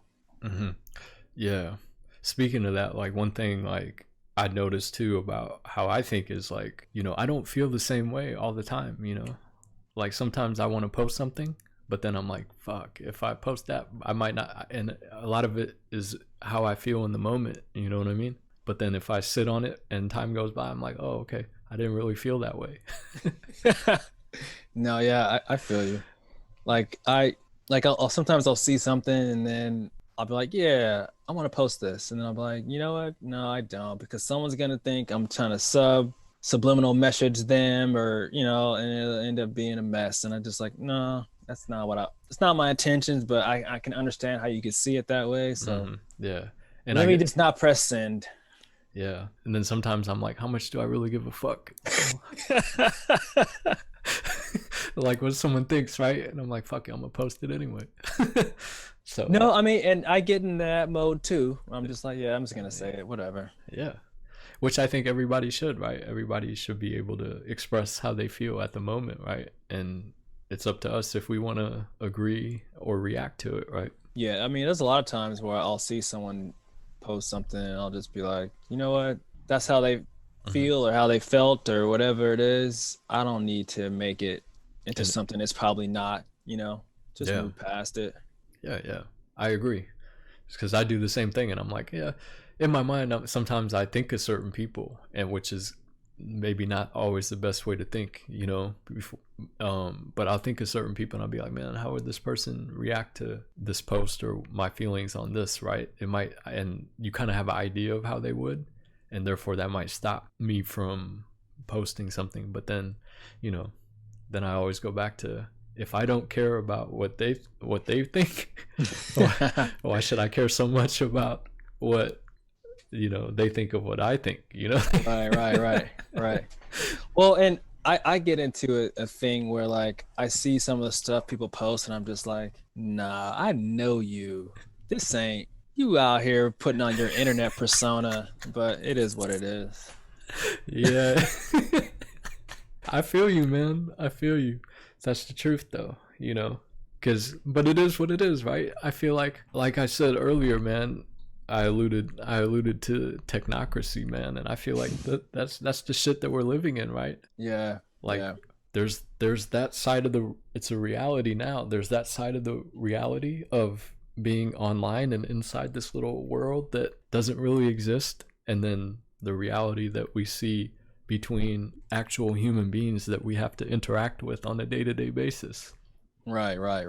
I was gonna say, like, and that could be another like conspiracy theory with this COVID, is like, are they pushing us more towards like a faster, like technologically and social distanced type of reality? Right. I mean, it's maybe they want people to have less interactions with each other and more online interactions and showing what you're doing and how you're doing and, just keep your phone in your hand all day long. Yeah, that's another conspiracy we can go down, is like, how much information are they tracking on us, like without us knowing and by us giving it up freely? You know what I mean? I guess I just feel like, at this point they have a ton of information on me before I even knew what I was getting myself into signing up for these different social platforms years ago.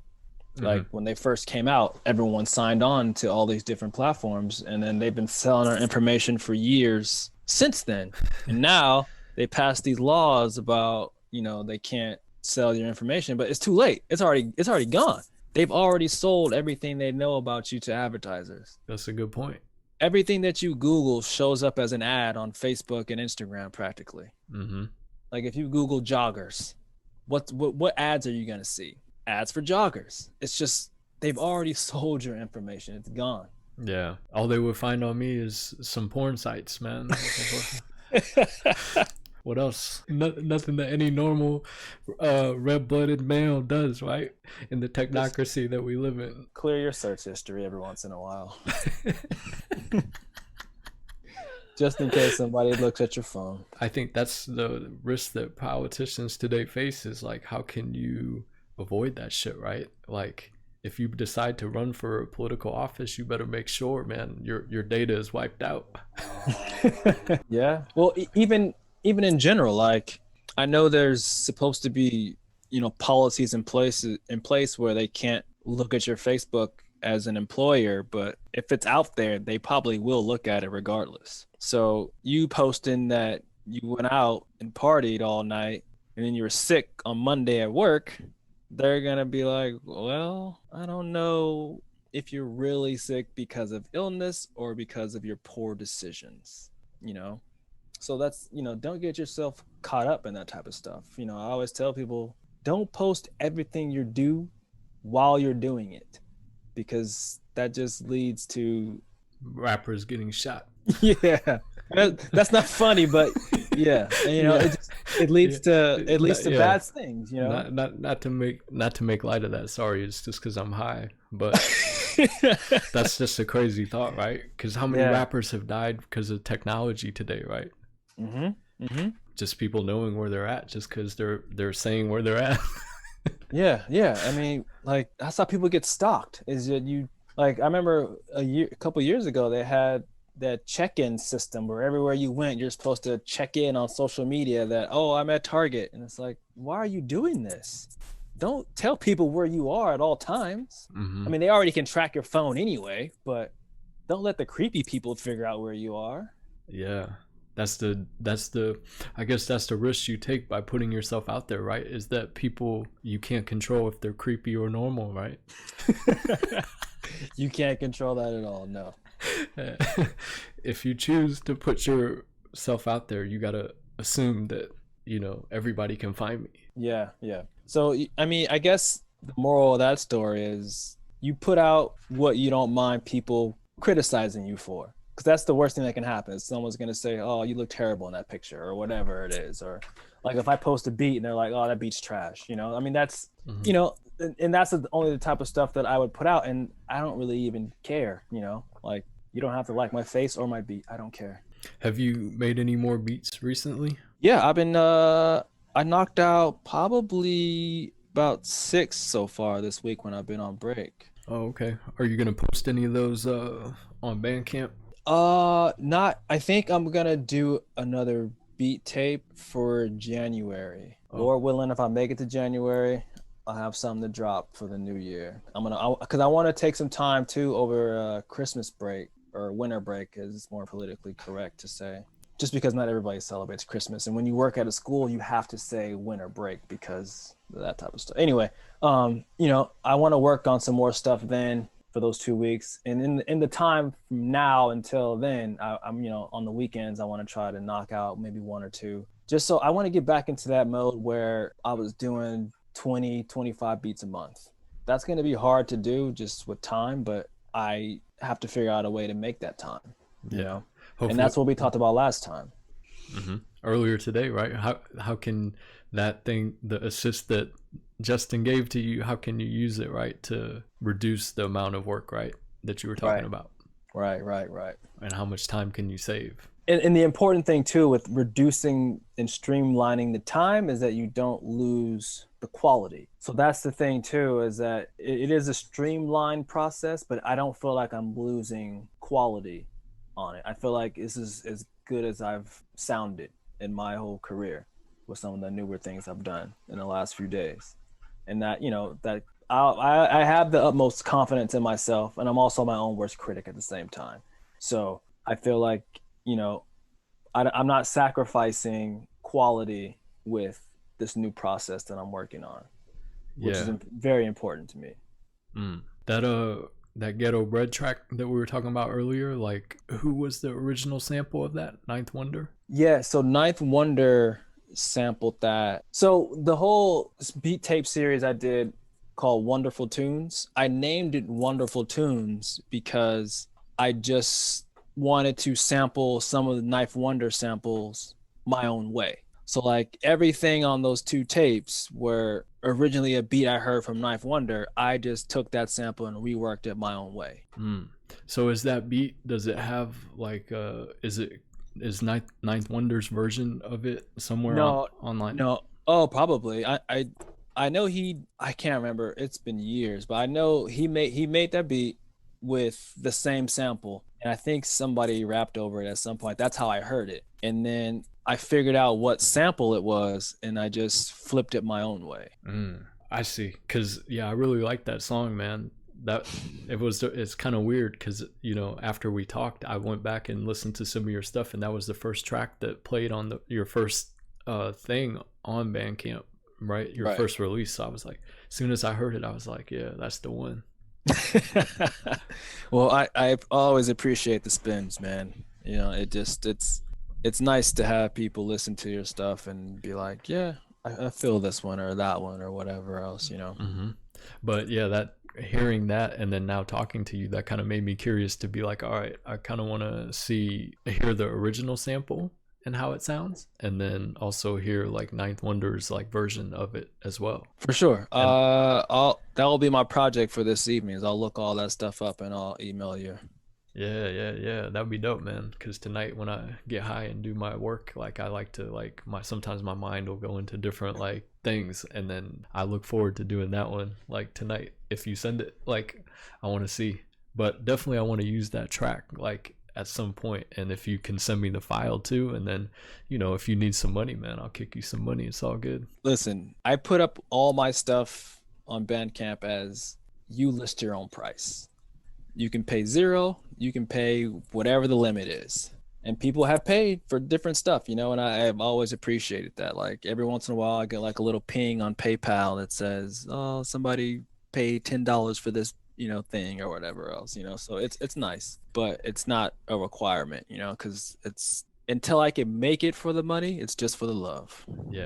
Yeah, some of the people that I talk to like on this podcast, like they have their little side ventures. Like my friend that is a former professional baseball player, I did an episode with him that I'm dropping this Tuesday, but he does like tie-dyed clothing, and he sells, it's called Mystic Fern, and he sells it on his website.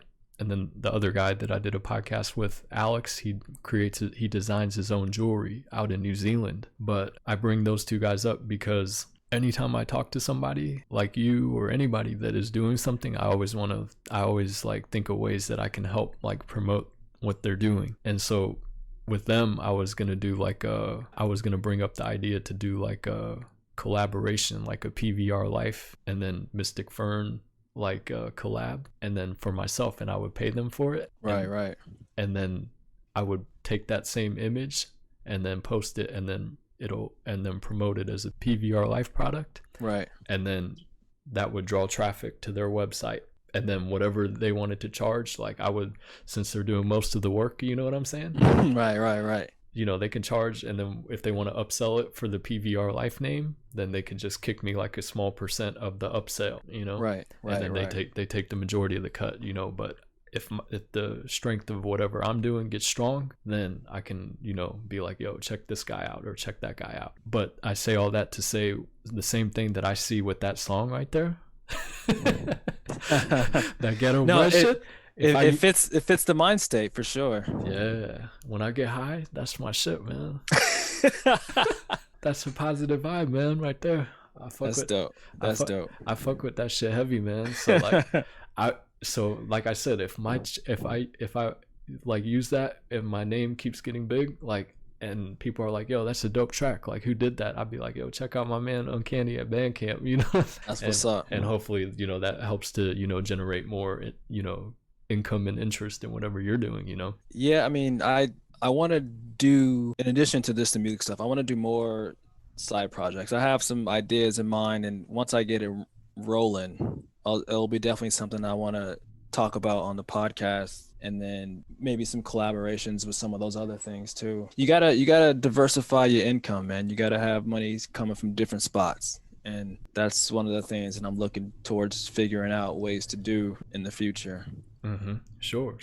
And I think what they told us when we were young kids about like, school is one thing, but networking is very important. Like, I think as we get older, that's one thing that, it takes, just like staying friends with somebody, it takes effort to like reach out to people and network. Yeah, it does. But if you stay true to your grind and hustle, like over time, it'll show, like, and then people will, reach out to you too, right? It's funny, MySpace was like a goofy social media, but a majority of the rappers and stuff that I've worked with, I met through there. And since that died, I really haven't come into contact with very many rappers. Like, that was one of the best networking and communities that you had for music at that time, when everyone was just doing their home projects in their basement or their room. It was so easy to just get in contact with people, listen to their work on their page, and be like, oh yeah, I like what you're doing, let's do something. And then you send them something. Like, it was so easy to get in contact with people that way. But I think for me, like,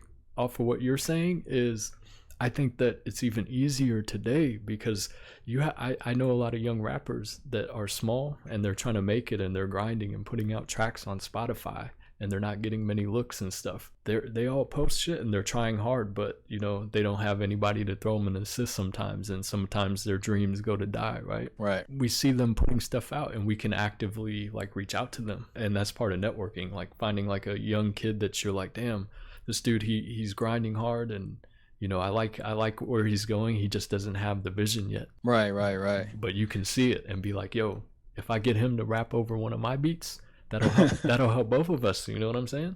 Yeah, but I see what you're saying, but it just, I don't see that. Like, I'm not on Spotify like that. I'm not seeing all the young people posting their things on Twitter and Instagram because I have a small kind of community, and I'm just not on social media very often. Like, it's just not something that I really like to do.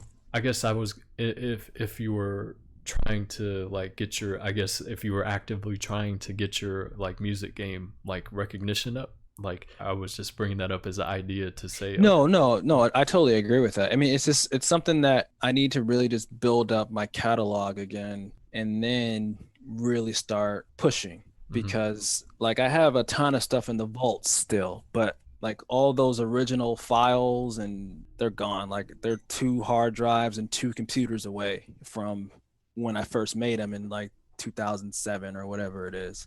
So I need to build up a new catalog of stuff where I can be like, all right, yeah, you need this, you need 3 16-bar verses, 8-bar hook, 4-bar bridge, whatever you need, and I can just chop it up that way and have it ready to go in a file, as opposed to, listen, I made this back in 2009.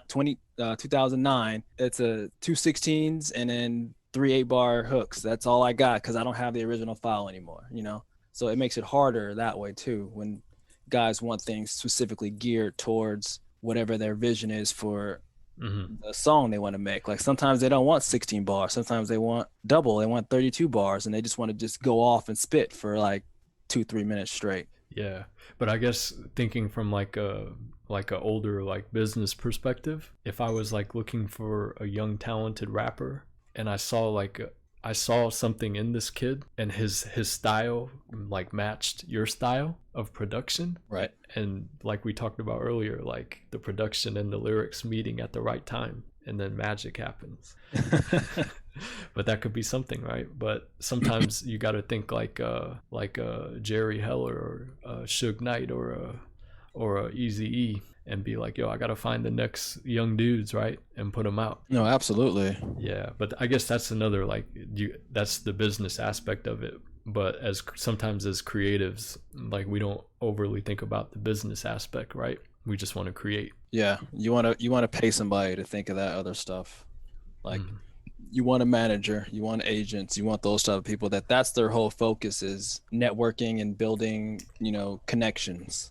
And you just get to sit and just get in the lab and put in the work. But it's hard. You need to have some aspect of the networking, though. You need to have some aspect of managing yourself and putting yourself out there and knowing what to do and how to work these and negotiate these situations out with different people and different artists and all that other stuff that comes along with it. Yeah, I mean, I just bring all this up because, you know, we were talking about music, right? And just how, you know, how thinking of different ways to generate traffic, you know? No, I mean, that's the key, is getting people to tune into it and coming back regularly on a regular basis, you know? Yeah. I think that's why I want to build up my catalog, so I can be like, all right, every Tuesday at this time on this site, a new beat's going to go up. So they learn to come in and check for it every single time, and it becomes a habit, you know? And then from there, you splinter off to do other things. Yeah, I like these kind of talks, man, because it gets thoughts flowing, right? And then you speak them out, and you're like, okay, yeah, maybe I should do that, right? Yeah, I mean, that was one of the things I used to do back in the day, was like I forgot what day, I picked a day out of the month, and every single day I think it was like the 25th or 28th, something like that. Every 28th of the month, I'd drop a new beat. So people were expecting it at that time, you know, in that time in the morning. They were like, oh, well, it's the 28th, Uncanny's going to drop a new beat. So it becomes, you know, a part of their routine, you know? Yeah, I agree. It's just, I guess, yeah, having the thoughts and then like doing them, right? Yeah, it's all about execution. You'll get it. I mean, you've done it before, so it ain't nothing to it but to do it, like Uncle Snoop says, right? Absolutely. Ain't nothing to it but to do it, nephew. Yeah, I mean, and like I was, like we've been saying, it's just one of those things. You do it, and then, well, first you have the idea, and then you talk it out. In this situation, I get to chat with you about it, so it helps me to really kind of focus in and narrow these ideas down, and then it's just now execution, getting it done. And I think the more and more we have these chats, the more and more motivation I get, Because remember we talked. It was like a month and a half ago, and I was like, "Yeah, I'm thinking about getting back into it." And you were like, "Yeah, you should do it." And I was like, "All right." And within the next month or so, like, I'm making beats pretty regularly again. So that's good. That's all it takes, Yeah, I guess that's one of the biggest things too. Like, I took away from like doing podcasts, and that's one of the things that I wanted to do for people that listen to me is like be like an inspiration, right? Like Joe Rogan, he has certain people on his podcast and they talk what they've been through, and that type of stuff inspires you or motivates you to keep grinding and whatever you're doing. And sometimes, like when I get high, I'll listen to some of like my old podcasts that I did with certain people, and that kind of inspires me to like try different things and keep going. Right. No, I mean that's the whole point. Just keep growing, keep elevating, keep working, keep grinding. Putting out ideas and speaking them out, like when you speak them out, then you think about it, right? Because you have to think about it. Unless you're just talking some bullshit. PS5, right? That's the main topic that a lot of people are talking about, right? Yeah, the new console dropped, or I guess Xbox dropped a new console too earlier this month. PlayStation, Xbox dropped new consoles. The release wasn't handled very well, in my opinion. Like, I remember before they even set the release date, Sony sent an email talking about registering for the chance to get a PS5. So I put in my information, I registered thinking, all right, so when they drop the pre-orders, maybe they'll send me an email or a link so I can, get the opportunity to get it first. But then when they released the release date, all the retailers put up the pre-orders, and then it just went haywire. Like, I had it on Best Buy. I went to the checkout, and then like the site crashed. And then the next couple of days, I didn't even bother with it because I was like, this is a mess. I don't really want to engage in this silliness. But apparently, from what I've been reading, is a lot of people that have the automated bots, they were snatching up all the pre-orders because the bot is faster than a person on a computer trying to do it. So I've seen pictures of people with like 50 to 100 PS5s in their house looking to resell them. I've seen it's that crazy. Too. Yeah, I agree. I've seen that too. And, it's one of the things that I think in the technocracy world that we live in now, I keep using that word because I believe I heard that term technocracy like a few weeks ago, and I was like, and I looked it up and I was like, damn, that shit is real, right? We are right. Like living in a political world that's dictated by technology a lot of times. And so, but anyways, like I bring that up because like that's what we're seeing now. That's one of the that's the balance of it, right? Is that you're gonna have people that use bots and that are on those things, and that they make it hard. So different websites and app producers have to figure out ways to reduce the amount of bots over time. But yeah, it's gotten worse because I think people just evolve with the time too, Yeah, well, they'll build the technology to be anti-bot or whatever, and then the people that use the bot technology, they're pretty smart too, so they just figure out ways to go around it too. Yeah. So it's just this constant race where they're going back and forth to see who's in first place, and then neither side wins. Mm-hmm. It's like hackers, right? Right. Hackers evolve too, right? Yeah. I mean, they build better defenses, and then hackers are like, all right, I see your defense. I got to build a better offense. And they just keep going back and forth, When do you think you'll be getting a PS5? Anytime this year, or you think it'll have to be next year? You know what's funny? I've never gotten the console the first year it drops. I usually wait until that next year, so they can iron out all the bugs and usually come out with, you know, a couple different models of, you know, different hard drive sizes and all those other things that they usually do. But Hmm. for whatever reason this year, I just was like, you know what, let's just dive in and see if I can grab one. And it didn't work out, but I know people that got them. So I mean, there are people that were successful. But you know, if I'm able to grab one by Christmas, that'll be cool. But honestly, I'm not expecting to get one until sometime in the spring of next year. Do you save all your consoles, your old ones, or do you end up flipping them? I still have most of my consoles. I have all of my PlayStations, all 1 through 4. I think I still have my Dreamcast somewhere. I have my Nintendo 64. I have my original Nintendo. There's probably some other consoles that I have that are around here somewhere. But I have my Xbox and my Xbox 360 still. Damn. Are these all in good working condition? Yeah, they all still work. I'm pretty sure they all still work. I haven't checked them in a while. You're sitting on a gold mine, but I guess when the universe is ready, you'll know what to do with them. They'll just keep gaining in value. We can wait. I don't need that money yet. What was like the first system you got? The Nintendo NES.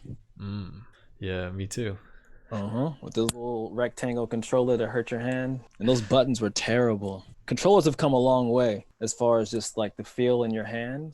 Because Yeah. like that original Nintendo controller was awful if you really look at it. It's just a rectangle, you know? Yeah. With just these sharp edges that when you're holding for a long time, it's playing Mario or whatever. Everything evolves, man. But do It you think does. they had that technology to make that controller like they do today, like a PS5 controller back in the 80s, or nope, they did, Not but even close. or do you think that No. you don't think they had it and people just didn't think of it at that time, or they didn't have the tech? No, I don't think they had the tech. I truly believe that technology has evolved in our life cycle, basically. Because, I mean, we've seen basically the beginning to where it is now. And I believe it took all this time to get to that point. Maybe the ideas were there back then, but they just didn't know how to do it yet. Oh, I just thought of a good question to ask you. How much do you think of that the technology that they have already that they're holding back from the public? I would say that there's a significant, well, I wouldn't say significant, but there's definitely some stuff out there that will blow people's minds that they just won't put out probably ever, just because it might be so advanced that people are going to want it, but then they don't even have the capabilities to mass produce it. And it'll just be chaos because people will be trying to get it. It's like when they re-released Jordans and they only put out like 6, and then people are fighting in the streets for them. Yeah, I agree with that, man. I think that there is like alien technology out there, alien tech that they have that they just haven't figured out a way to break it down and mass produce yet, and capitalize on it. You know, it sounds crazy to say, but you're right, dude. I find it hard to believe that there's no other forms of life in this universe. So of course there has to be aliens somewhere. And have they visited here? I have no idea, but I wouldn't be surprised either way. Oh man, because that alien topic, man, that's something that we can go down, you know. I do think aliens exist, yes. Yeah. Am I 100% sure they've already been here? No, I'm not. This is what this dude that wrote that book, Behold a Pale Horse by William Cooper. This is what one of his theories is, that he talks about aliens in that book, and he's like, I think it would be even more worse and sinister to think of why the government would be lying to us about having alien technology versus there actually really being aliens out there. Right. You got to think, why does the government like say certain things in the media about, you know, recently they put out an article about the Pentagon admitting that they have recovered like crafts not from planet Earth. You know, they admitted that, unless they were just lying. But if they were lying, why would they be lying? This is a whole nother can of worms, but I don't know why the government will lie to us, but I'm pretty sure on multiple fronts they've lied about multiple things, and they continue to do so and will continue to do so. Yeah, but about aliens though, man, why? I agree they lie about a lot of shit, but to lie about aliens, and well, they're probably scared of like these doomsday preppers that'll, when they hear the word aliens, they'll just start freaking out. And well, they already are with COVID. They're already freaking out and stockpiling bullets and toilet paper. Facts. So they'll do the same thing when they think aliens are here. That's one of the conspiracy theorists' like main arguments, is that they say that that's the biggest threat to humanity, is it would have to be to get people to think on a new world order, like global stage, is there would have to be a global threat. And Right. I don't know if you heard that theory before, but that's what they say, is like the government, that's what one of their plans is, to either stage like a alien invasion in order to move like the new world order like closer, or to bring it all together, you know. That's a theory. That's a theory, man. That's a super big conspiracy theory, because we can't even agree if there are aliens or not, you know. I don't know, man. I can't think of that. That's beyond my pay grade, dude. I'm just trying to figure out how to navigate just locally. I can't think about global alien invasions. Yeah, but think, right, if they had like alien technology already, it's like, why wouldn't they be using it, right? Or like trying to create it to where they could stage an alien invasion. I mean, they're probably working on it. Like they're just mass producing stuff so that they can stage this alien invasion to get people to stop talking about COVID. Yeah.